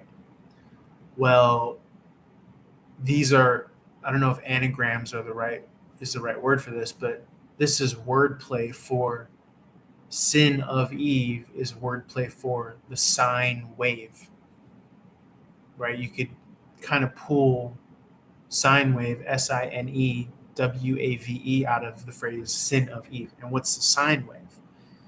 Sine wave is the zodiac wheel. It's the timeline, right? It's the parabola, the vertex, and the trough with the amplitude cross through it, which is the dollar sign, which is also, you turn it upright, it's the snake climbing up the pole, which is the sign for Ophiuchus, the new astrological sign. The snake coiling, climbing up the pole or the magnetic center, right? North pole, south pole, north pole. That's the sign for the human awakening. So we live in a realm that is for our awakening to who and what we are, which is God, which is everything being expressed through behind the subjective lens of individuality. This is what all the yogis, all the Buddhas, all the Christs, all of them know, right? And we're here to know that when it's time for us to know that. We were talking about the human body being a battery. One of the main tenets of spirituality is that Eastern Kundalini awakening, Kundalini is wordplay for conductor or conduit. Kundalini is the snake coiled tightly asleep at the bottom of our coccyx spine. We have to uncoil that. So that energy model looks, interestingly enough, similar to the caduceus, the staff of Mercury. Now, what is the staff of Mercury? This is a model for free energy as well, right? Why Mercury? Well, the element Mercury goes at the bottom of the bulb of the caduceus. You heat it up. The heat and the light are expressions of electrons being passed into the mercury, which is now negatively charged, bouncing crazier and crazier. It has to go up the coils of the snake in the caduceus and the kundalini, like copper coil. You coil copper around something, means you wrap it. This is all wordplay pointing to our spiritual awakening. The snake goes up, hits the pineal gland. Boom, we've just turned on, supercharged our electromagnetic field because we've awakened and released all of this dormant positive energy actually in the right hemisphere. It's called Amrita in Hindu Vedic philosophy. Positive charges are sent into our electromagnetic field and we've just awakened. Now, why is that interesting? Because higher awaken the frequency, the more frequent that there are higher awakened Buddhas and Krishnas and Christ consciousnesses, those higher resonant individuals that are tuned to those higher frequencies because they've awakened, those cancel out large swaths, billions and billions of low vibrational people. So you only need so many head riders to cancel out these dickheads that are trying to write a tragedy. That's the good news, is that you take like 8,000 enlightened Buddhas or Tibetan monks and they cancel out millions, if not billions, of unconscious sheep because their frequency is so much stronger than the lower vibration of all these unconscious people. So then the power of the spiritual journey and the spiritual awakening process becomes that much more significant because there are only so many head riders in the room, right? There's only so many Darth Vaders and Yodas that you could pack into the fucking writer's room. Who's going to take it? It's like the Senate, right? It's like the Congress, the red and the blue. Who's going to take? Why do you think it's red and blue? Well, in electronics and electrical study, the red is the negative charge, the blue is the positive charge. So all of this, all of the tarot, all of astrology, all of it is telling us about spiritual awakening, which is within us, based on electromagnetism. That's all it is. And yes, that's a lot of what Santos Bonacci, that comes a lot from off the back of what I've seen from his videos and stuff. But my kind of this past week awakening really triggered in my understanding of electricity, magnetism, electric fields, magnetic fields, and the literalism of holy shit, we are these things. The human body is this conduit for this electromagnetic field, and this is how all this shit is related. Cracker says, when doing a read and several cards pop out at the same time, which card goes first or all read at the same time? What is the quantum saying then? You just got to feel it out. There's no right and wrong answer. Now, I'll say that when that happens, it means that there's a lot of energy. But whatever cards feel right for you or whatever cards are face up, that's how you kind of determine and decipher which ones to take. 222 on the clock, by the way. 2 people in the room, 2 thumbs up, and 222 here on the West Coast. So we're in the process of 2024, at least I can speak from my individual experience, where I'm like coming into my full authorship, my full authority, my full magnetic power as a magician. We're all magicians, right? Language is all spelling. And we have to be aware of all these spells that are being casted on us, consciously, subconsciously, right? We now know that they put, well, I know, but you guys might not know, they put low vibrational frequencies in movies so that they are harvesting your electromagnetic field to lower your vibration. They want more people at lower vibrations so they could tip the scale in this realm, in this dimension. So probably, I don't know if they're trying to bring hell on earth. I don't know if they're literally trying to open up portals for demons and shit, but that's what some people think. So there are people out there that believe that the powers that be are trying to lower, they're trying to tune this plane, this realm so low so that fucking demons can now have access to this, to our energy source, to our batteries. And all the people that are on the good side, the Buddhas and the yogis and the Christs and the Tibetan monks and the little schmucks like me that are trying to fucking waking up and realize what the fuck I am and what you guys are, which is either God or fucking Satan, based on our handed down tradition of what good and bad is, which I think is objective. I think we know objectively what good and bad is, right? I don't think there's anything really subjective about that.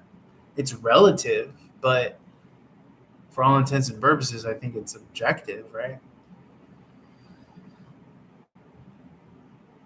The more we know better, right? To know better is to do better, right? To be good is to know God. You can't spell good without God, right? So if this is the case, then it's like the individual has great potential to tip the scales in favor of heaven on earth. Now, I would even say we talked about giving our power away in forms of alienation.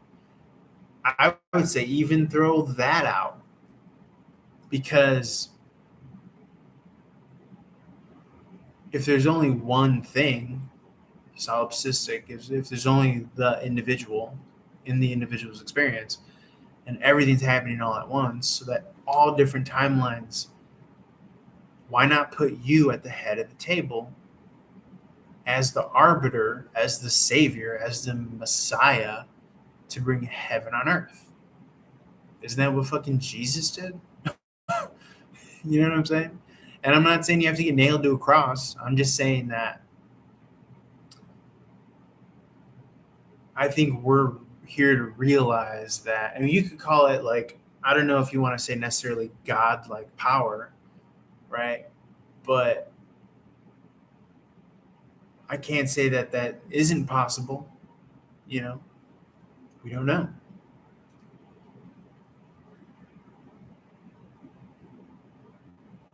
If I'm in Los Angeles and I fantasize and I look out my beautiful view in Hollywood, and I think to myself, I'm gonna put LA back on the map, or I'm gonna buy a house in the Hollywood Hills and in Larchmont, and I'm gonna move to the condo next door. Whatever the fuck it is, I'm gonna provide jobs for homeless people. That's a part of the manifestation fantasy, the dream. You know what I'm saying? Thank you, Crackers. I appreciate it.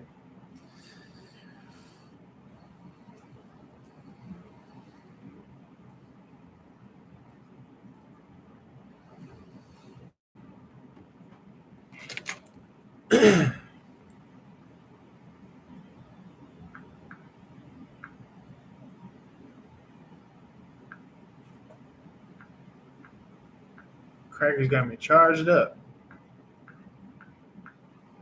Put the battery pack in.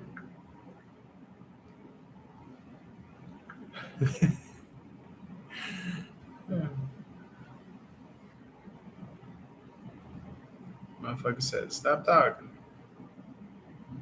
Thank you, sir. I appreciate it. That was fun. I love throwing out my worldview there.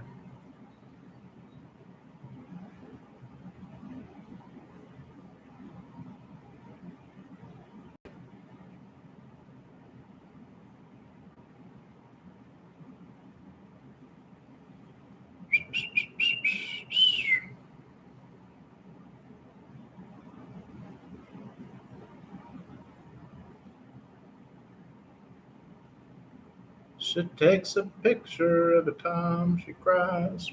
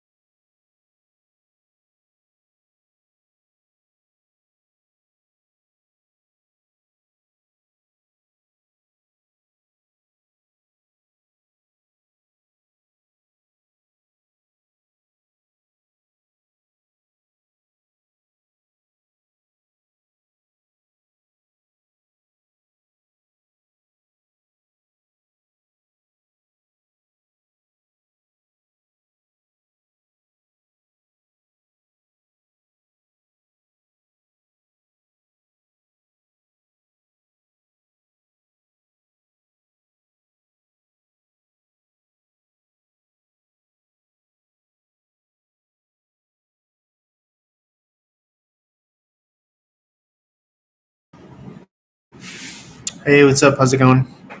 Are you one of the people that are supposed to be one of my students? Or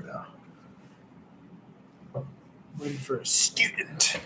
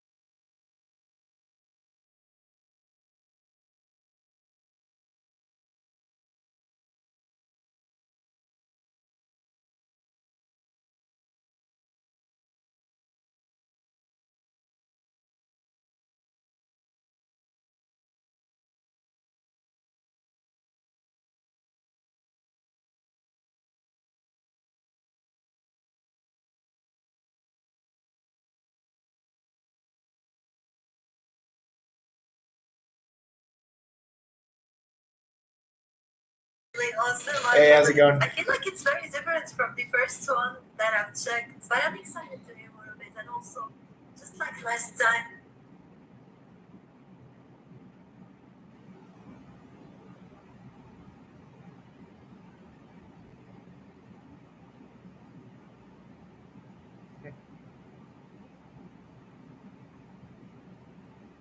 It's Hucklebearer.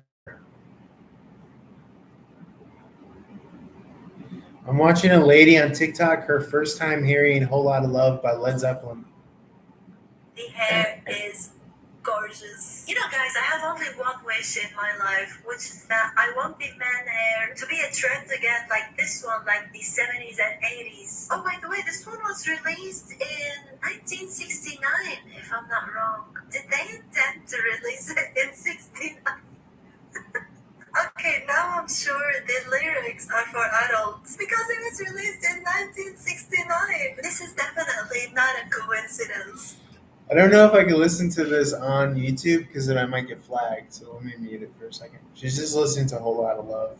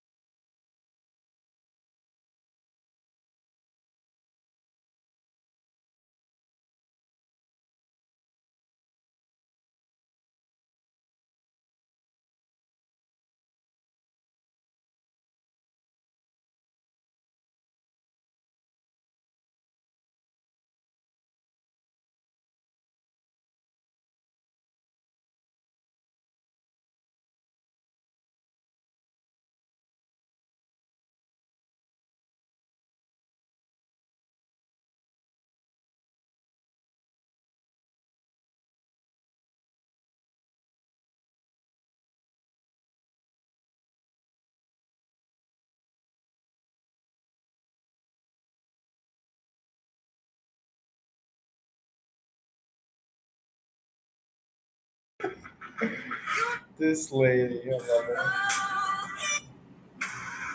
Popcorn singles. You want a bit?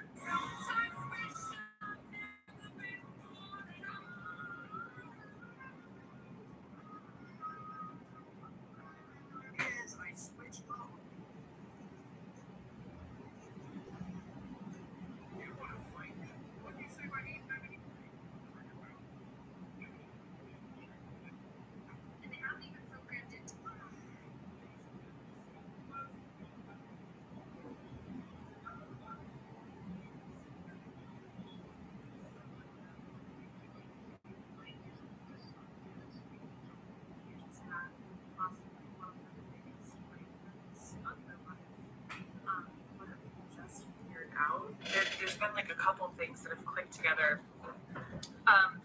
Whatever you've just pieced together, not only are you not getting credit for this, but you're not even giving yourself credit for this.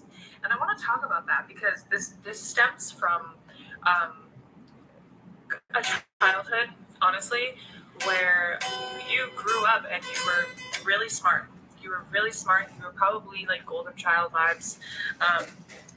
And that's a really great thing, but it was weaponized against you because you either had some siblings, some family members specifically, that had different strengths, but the way that you were kind of compared to one another made it seem like the things that you were strong in had to be downplayed in order to make other people feel better.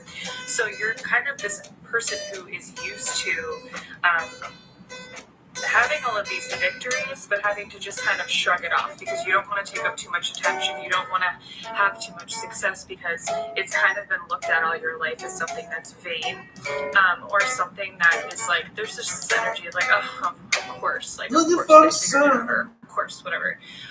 But this has kind of turned into an internal struggle because you have now reached a place, and some of you, especially with the High Priestess being the first card that came out with this, some of you have some really incredible emotional intelligence, and you have come up with these realizations, and you've put pieces together of so many different dynamics, especially recently within your own life, that are literally going to change your life and probably the people's lives around you for years to come, if not permanently.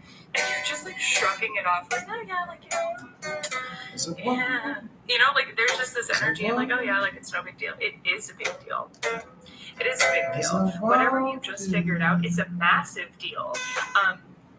And I think that the energy that I'm feeling right now is a one where there's just, Spirit is saying, like, at what point are you finally going to give yourself credit for how intelligent you are? Like, at what point are you going to start seeing your strengths as strengths instead of something to be ashamed of? You know, so this is going to be a tough thing. There's something else coming through here. I want to get some cards. Hold on. There's something coming through about feeling really defensive whenever you're right about something. Yeah, you have the energy of the Magician here, but there's this sense of like having to be really defensive about what you're good at because it gets taken from you every single time. You have to hide your intelligence, you have to hide your sensitivity as well. There's a lot of jealousy. And I usually am not that reader that pulls out like, oh yeah, you get a lot of like jealous people around you, but you do. And I think that those energies, those jealous energies, you're used to just kind of standing in the shadows and giving those like more jealous, kind of like pettier energies the light, because you're like, that's fine. Like I don't need like all the attention. I don't need to be praised. But it's turned into whenever there's an opportunity for there to be praise for you, it's almost like you're like, oh no, don't do that. Like that's a dangerous thing because you're so used to, you're so used to having like your momentum just be crushed by this King of Swords energy. Oh, that's so sad. It's like you have to hide certain parts of yourselves with the King of Cups here. There's this energy of isolation that's coming through. But I'm also hearing drop your defenses. There's a shift coming in terms of like your support system. I keep hearing what's done is done.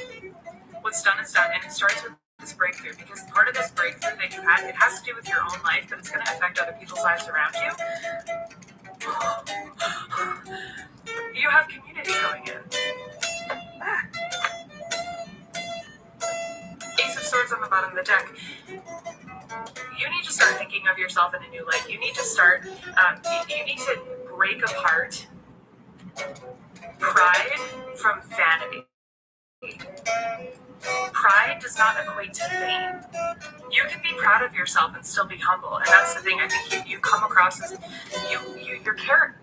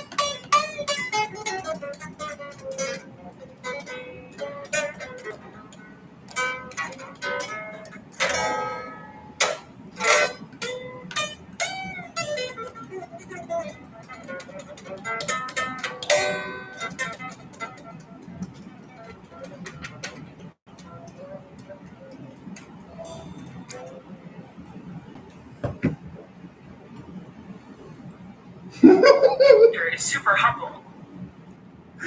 You have 2 new orders.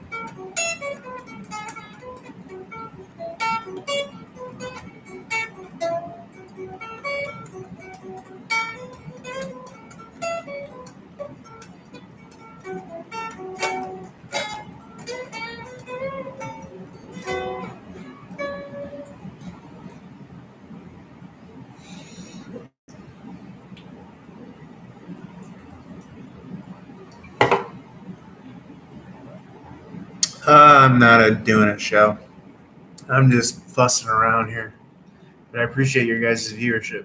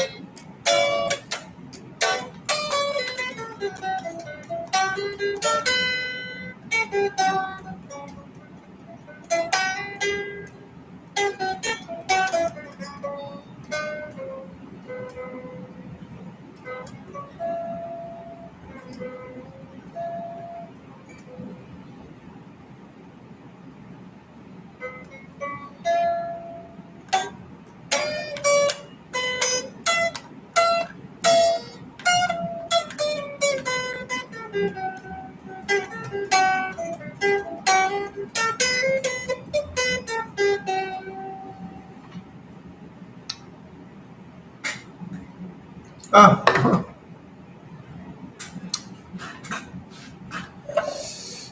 flattery will get you everywhere.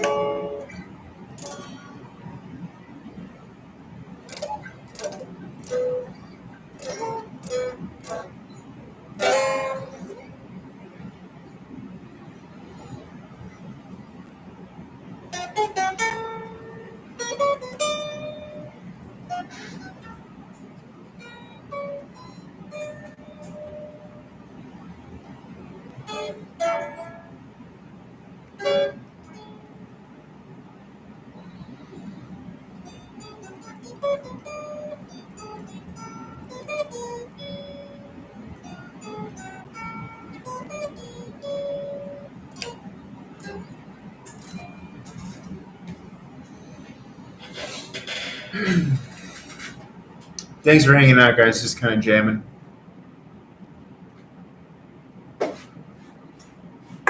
Nothing serious.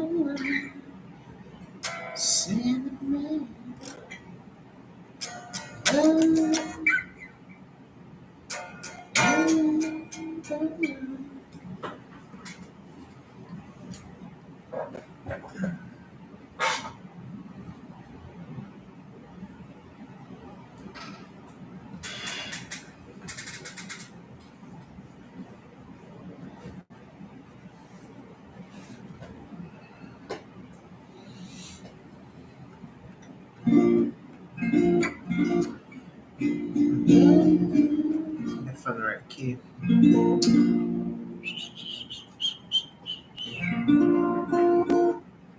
Where's my pink?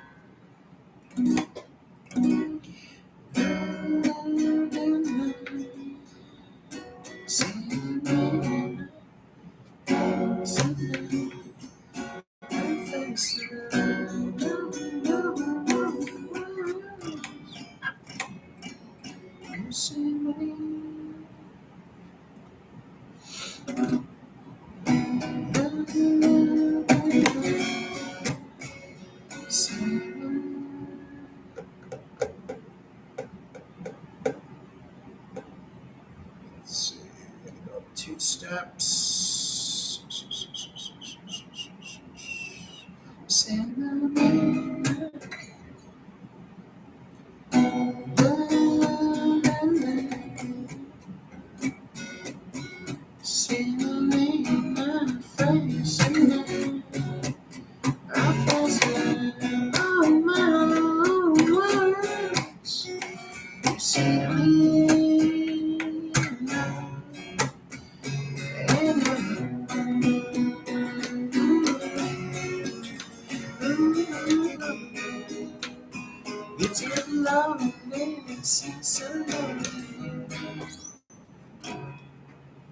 Something like that.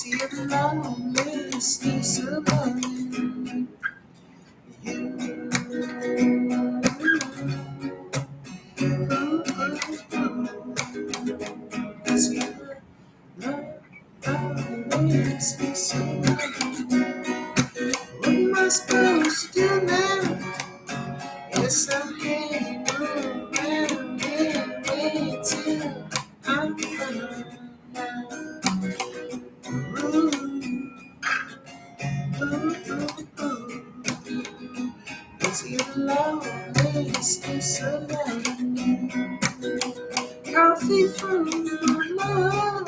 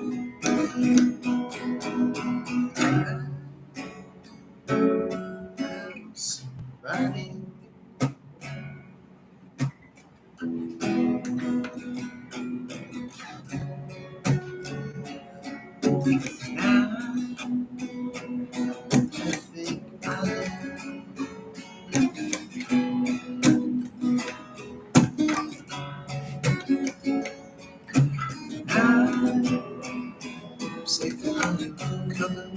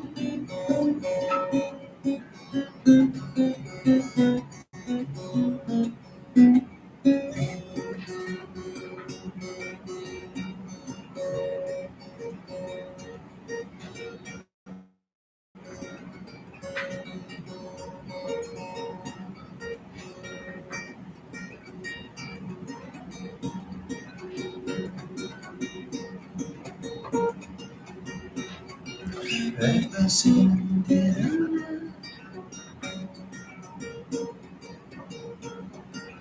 meet these queens and they fly. I'm your man. You make the fun want to.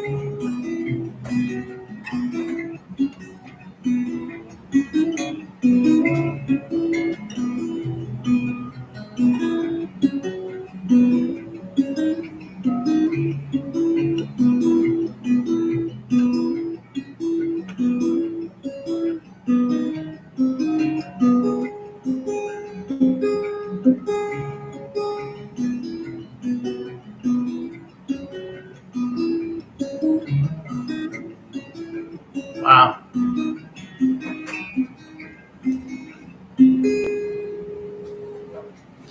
Blue strobe light like a UFO or a...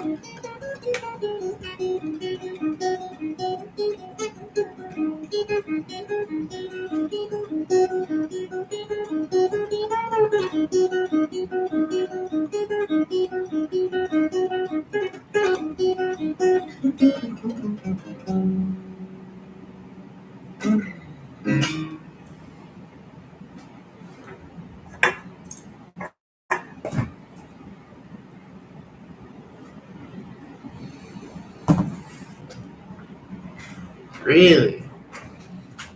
One of them that there ground up beams.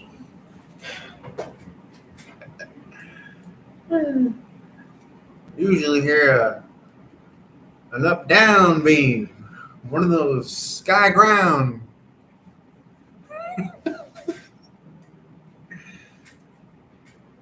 That's what we used to call moonshine back in the day, some sky ground. I'm just talking shit.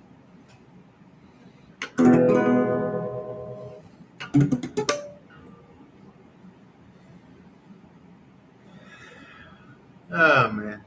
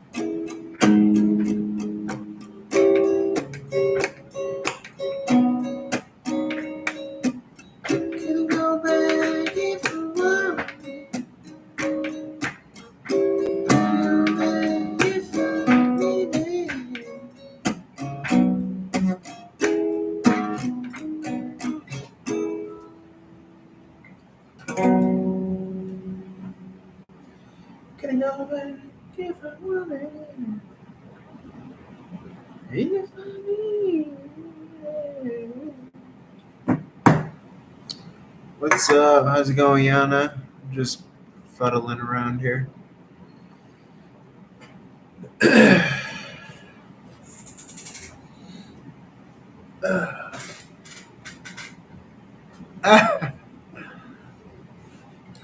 Moon sign story. What's up, Yana? Oh, hey, how's it going? Welcome. Blue Beam, Project Bluebeam. You guys ever heard of Project Bluebeam? Yeah, let's get this party started.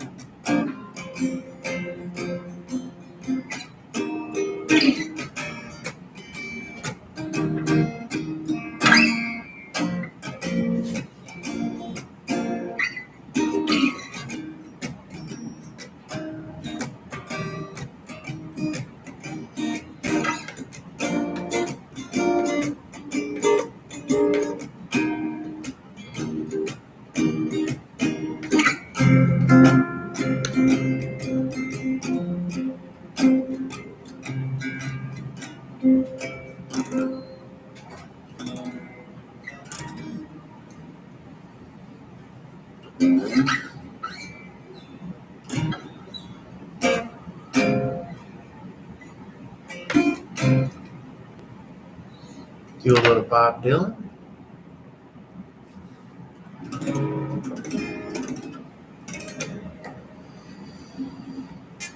Or we could try to do an original song.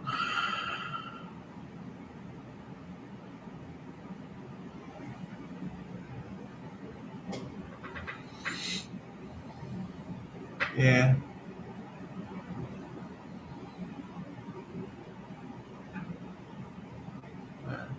Well, you know, the Santa Claus is about the spiritual awakening. It's about the Kundalini awakening.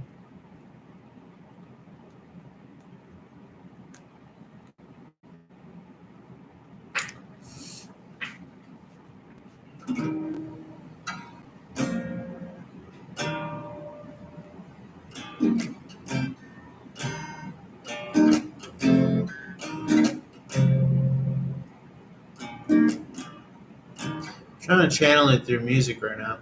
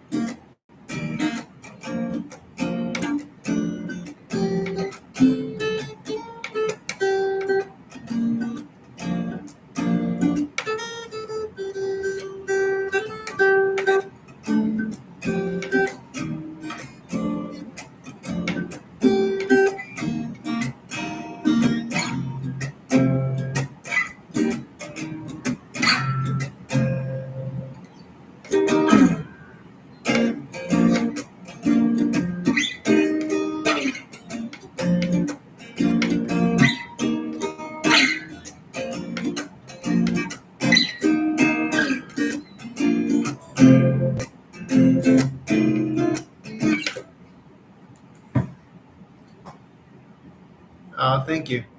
Appreciate it.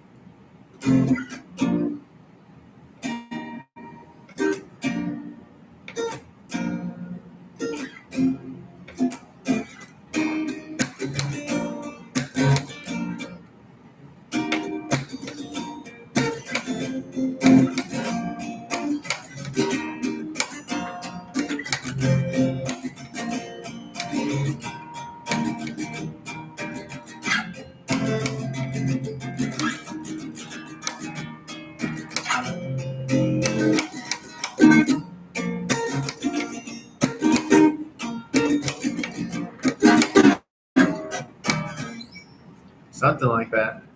The song wants to be born.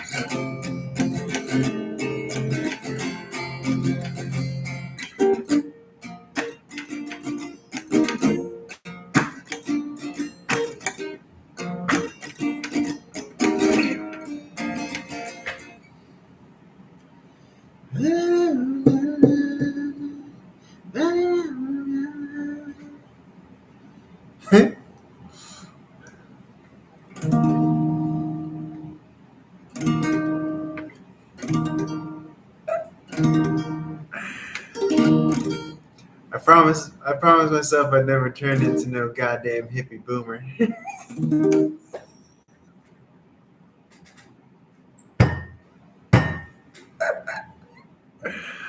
Fuck. I'm only 35. What the fuck's going on? Oh shit. Only.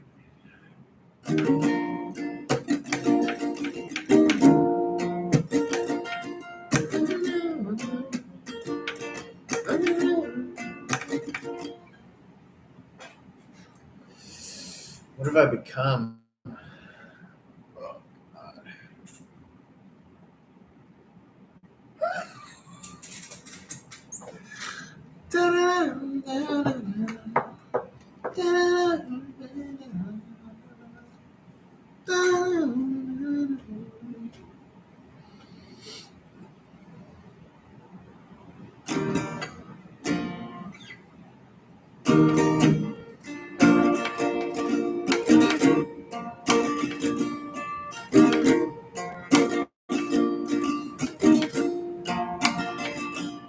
Did you know? Did you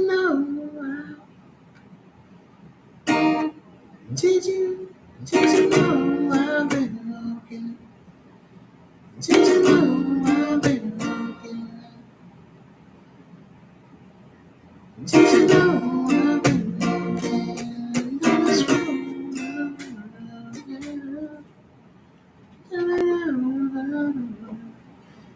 Did you know I've been looking? That's wrong. That's wrong.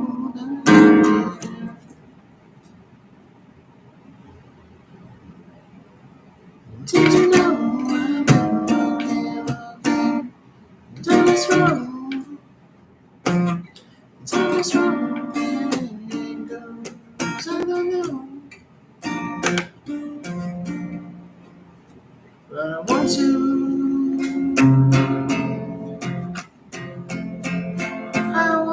with you.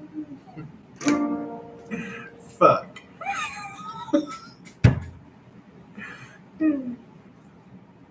I'm like turning into fucking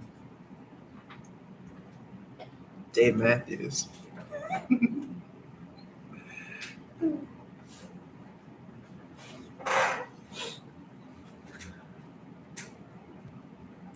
Plays an exactly already made song. No, by now.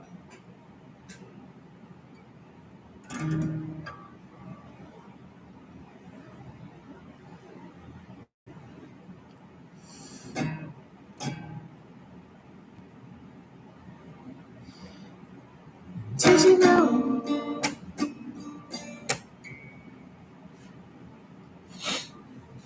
Did you know I've been walking?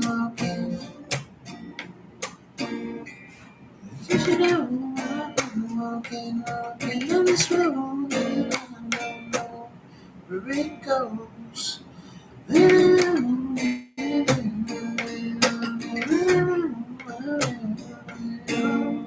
But I wanna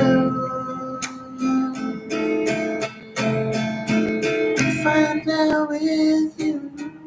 Find out with you. Find out with you.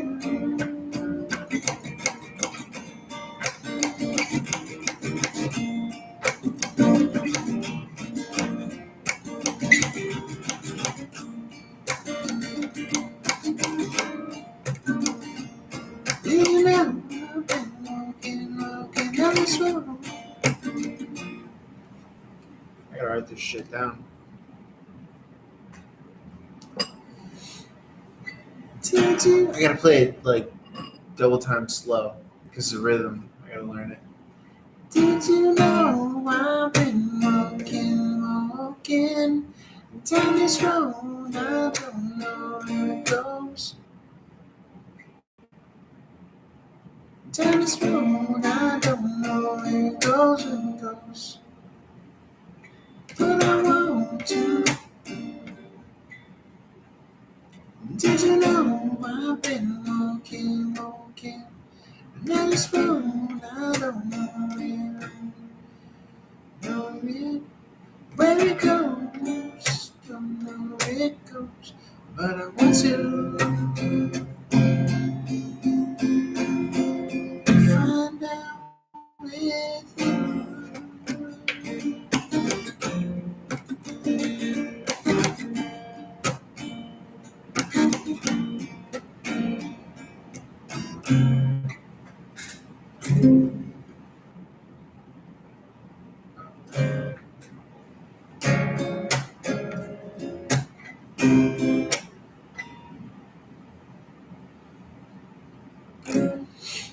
Cause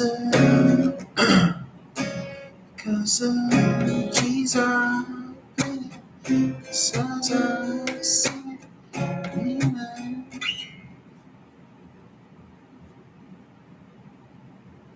Cause Jesus, as I sing amen. My demons. I wonder if I could fuse those two songs together.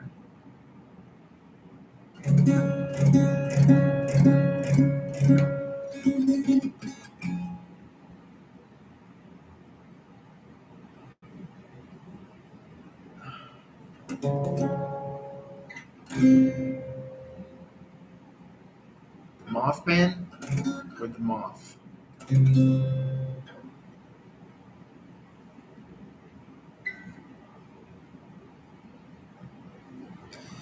Did you know I've been walking this road? I don't know where it goes. Did you know I've been walking this road? I don't know where it goes and goes.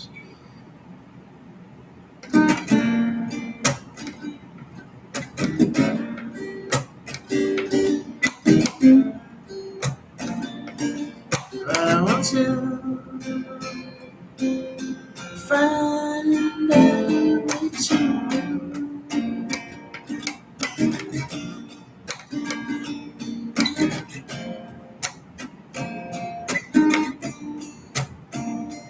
Cause the trees are singing, the skies are ringing, my demons can't reason with your love, baby. I need your love.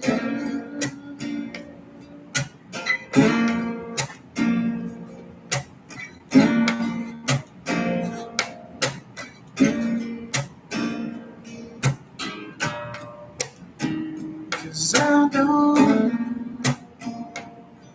where the strange supposed to take me.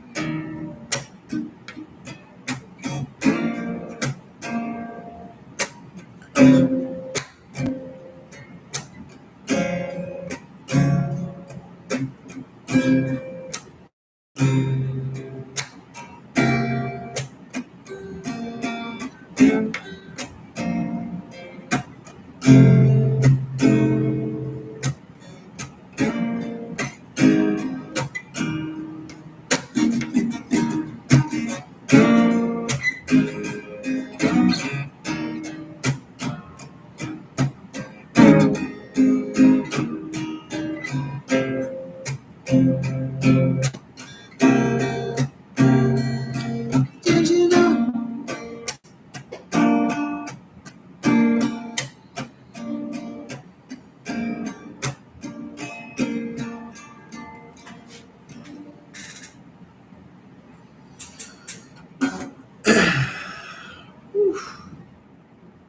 That was a song I just made up on the spot called Did You Know?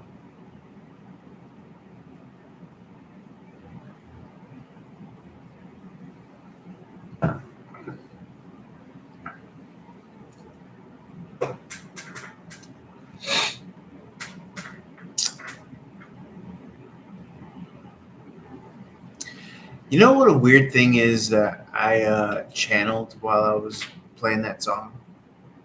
I had a weird idea that, like, and I don't want this to sound like mod or macabre or like negative, but it feels like we would all like, I don't know, see each other when we were like ghosts or something. It felt like we would all see each other on the other side. If that makes sense. Like it was a very hopeful, positive feeling. I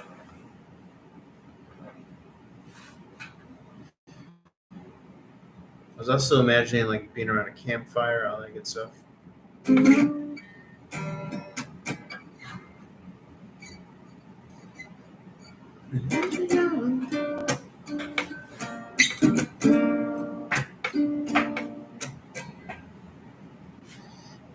know I've been traveling. There's no road, I don't know where it goes. And did you know that I want to find out you?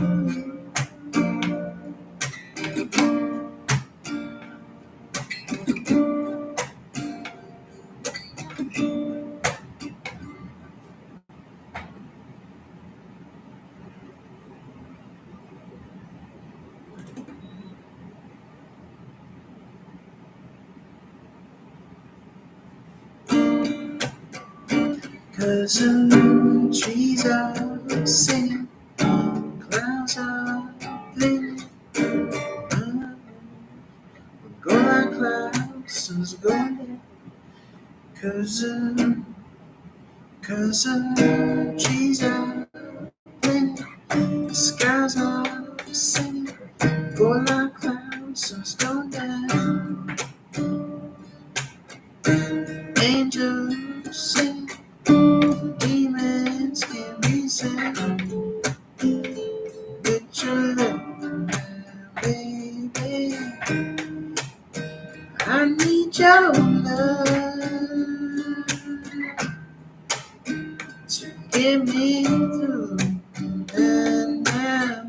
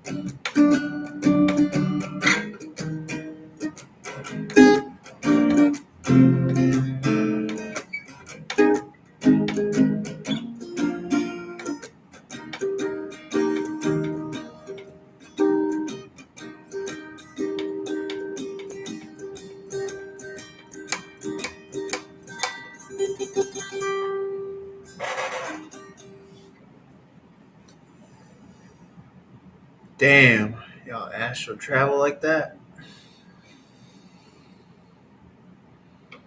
That's crazy.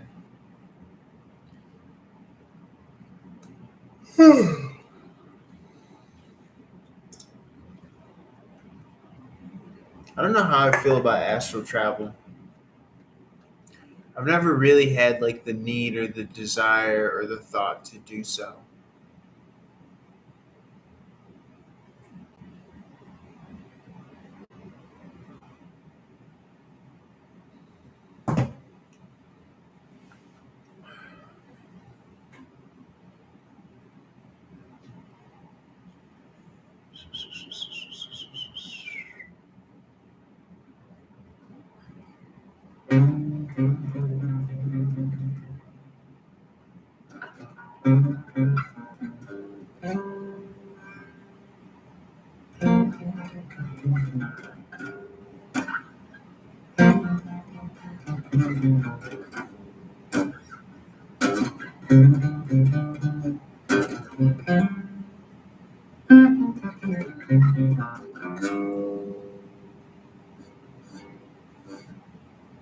Uh,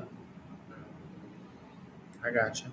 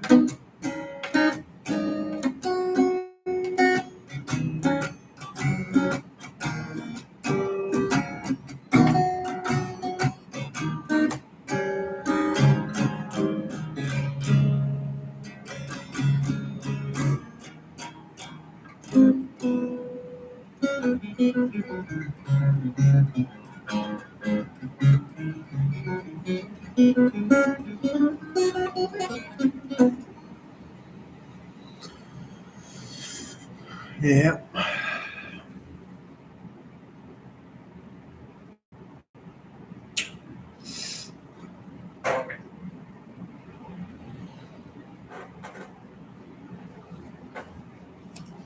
I had a neighbor once, and he was playing guitar very well through the wall, the other side over there.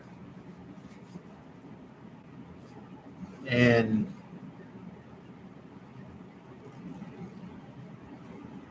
I don't know, kind of feels weaponized at a certain point.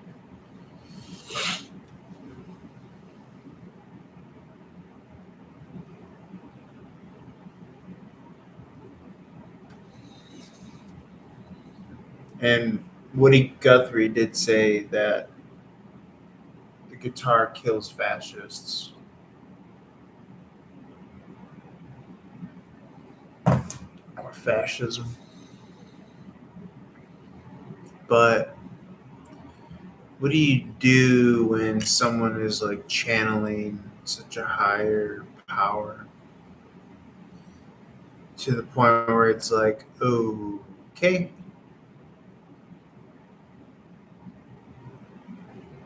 like unsolicited, seem weaponized. And it's like, okay, but like, what do you do with that?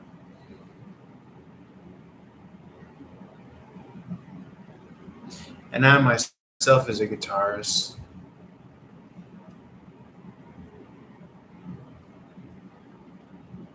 you know, the human thing is to compare, right? So, but I don't know. I suppose you just got to keep on going through that.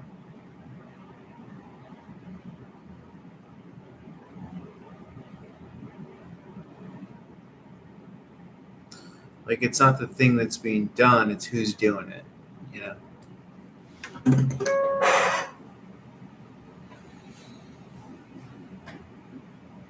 It's not the thing that's being done at such a high, great level, right? It's like, it's about what you're doing.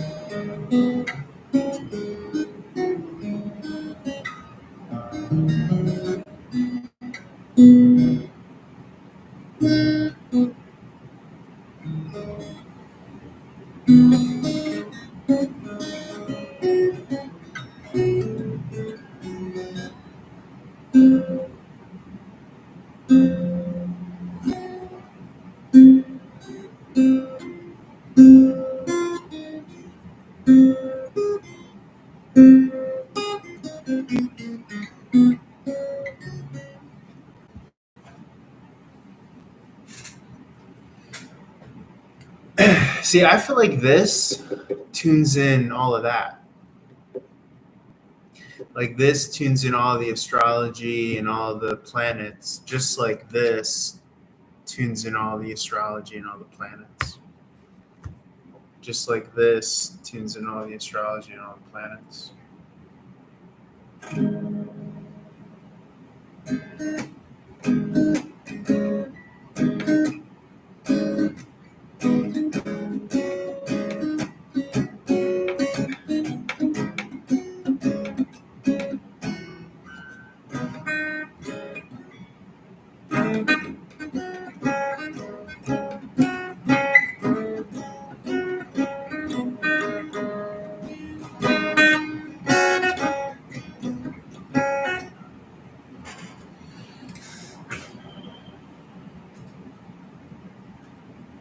Well,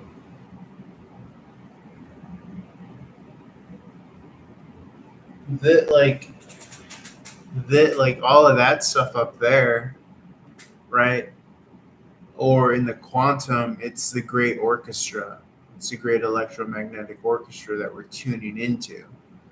So if we're tuning into God and good and what's on the up and up, my wants and my desires, they're not mine. They're given to me by the up and the up, right? Or the down and the down. Depends on what direction I'm going based on my moral ethic. So my thought to do X, Y, and Z, that's not my original thought, right? The ego is the thing that claims ownership to my, me, all that stuff. That thought is given from up above, right? It's giving you the next piece to the train track so you could make the train track rail in the given direction of your manifestations. But it's my contention that those are given to us as well, you know.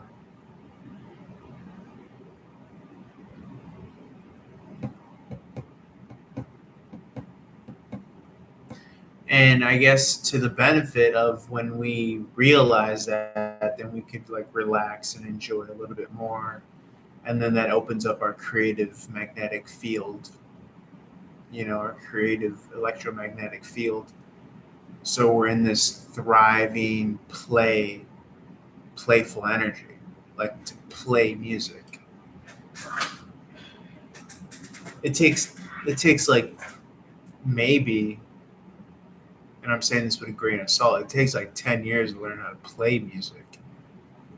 You know what I'm saying? Like, but then in a way it doesn't, because like, how long does it take to like learn to like play basketball, right? You could say a 5-year-old just picks it up like that, unless you're comparing it to like professional standards. So when I say that about music, take it with a grain of salt. But speaking for myself personally, to where I could just like let go and like realize like, oh shit, you're supposed to play music. You're supposed to play with music. You're supposed to have fun with it. You're supposed to enjoy it. It's not something that needs to be such a hard study. You know what I'm saying? So it's interesting because any given life path that we take, I think ultimately if we're doing anything right, we got to let our guard down and enjoy it and be present.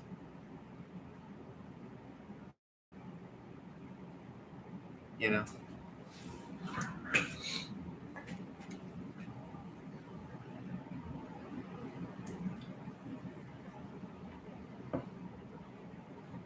Ugh. I feel like I got to move around though. I've been sitting too long. So I'm probably going to log off and I'm probably going to work out because I've been sitting all day. And I've been logged on for 8.5 hours. Well, I got up to make dinner and all that stuff. But I played basketball yesterday, so I was really sore. Earlier today, my legs was all sore and shit. They had me running up and down the basketball court. I was winded.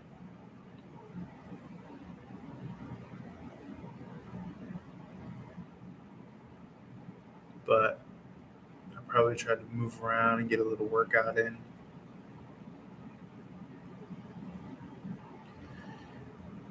Try to remember the fact that like my body likes to work out. Like it actually feels good.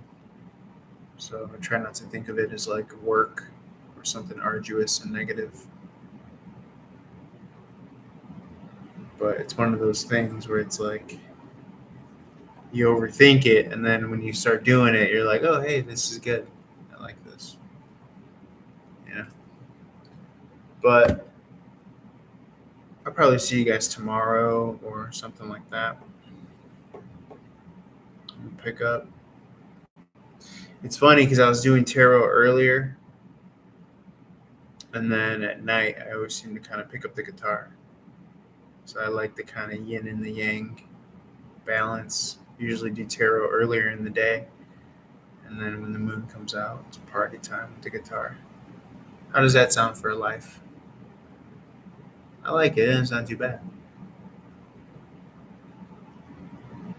I think we should all have some sort of duality like that, right?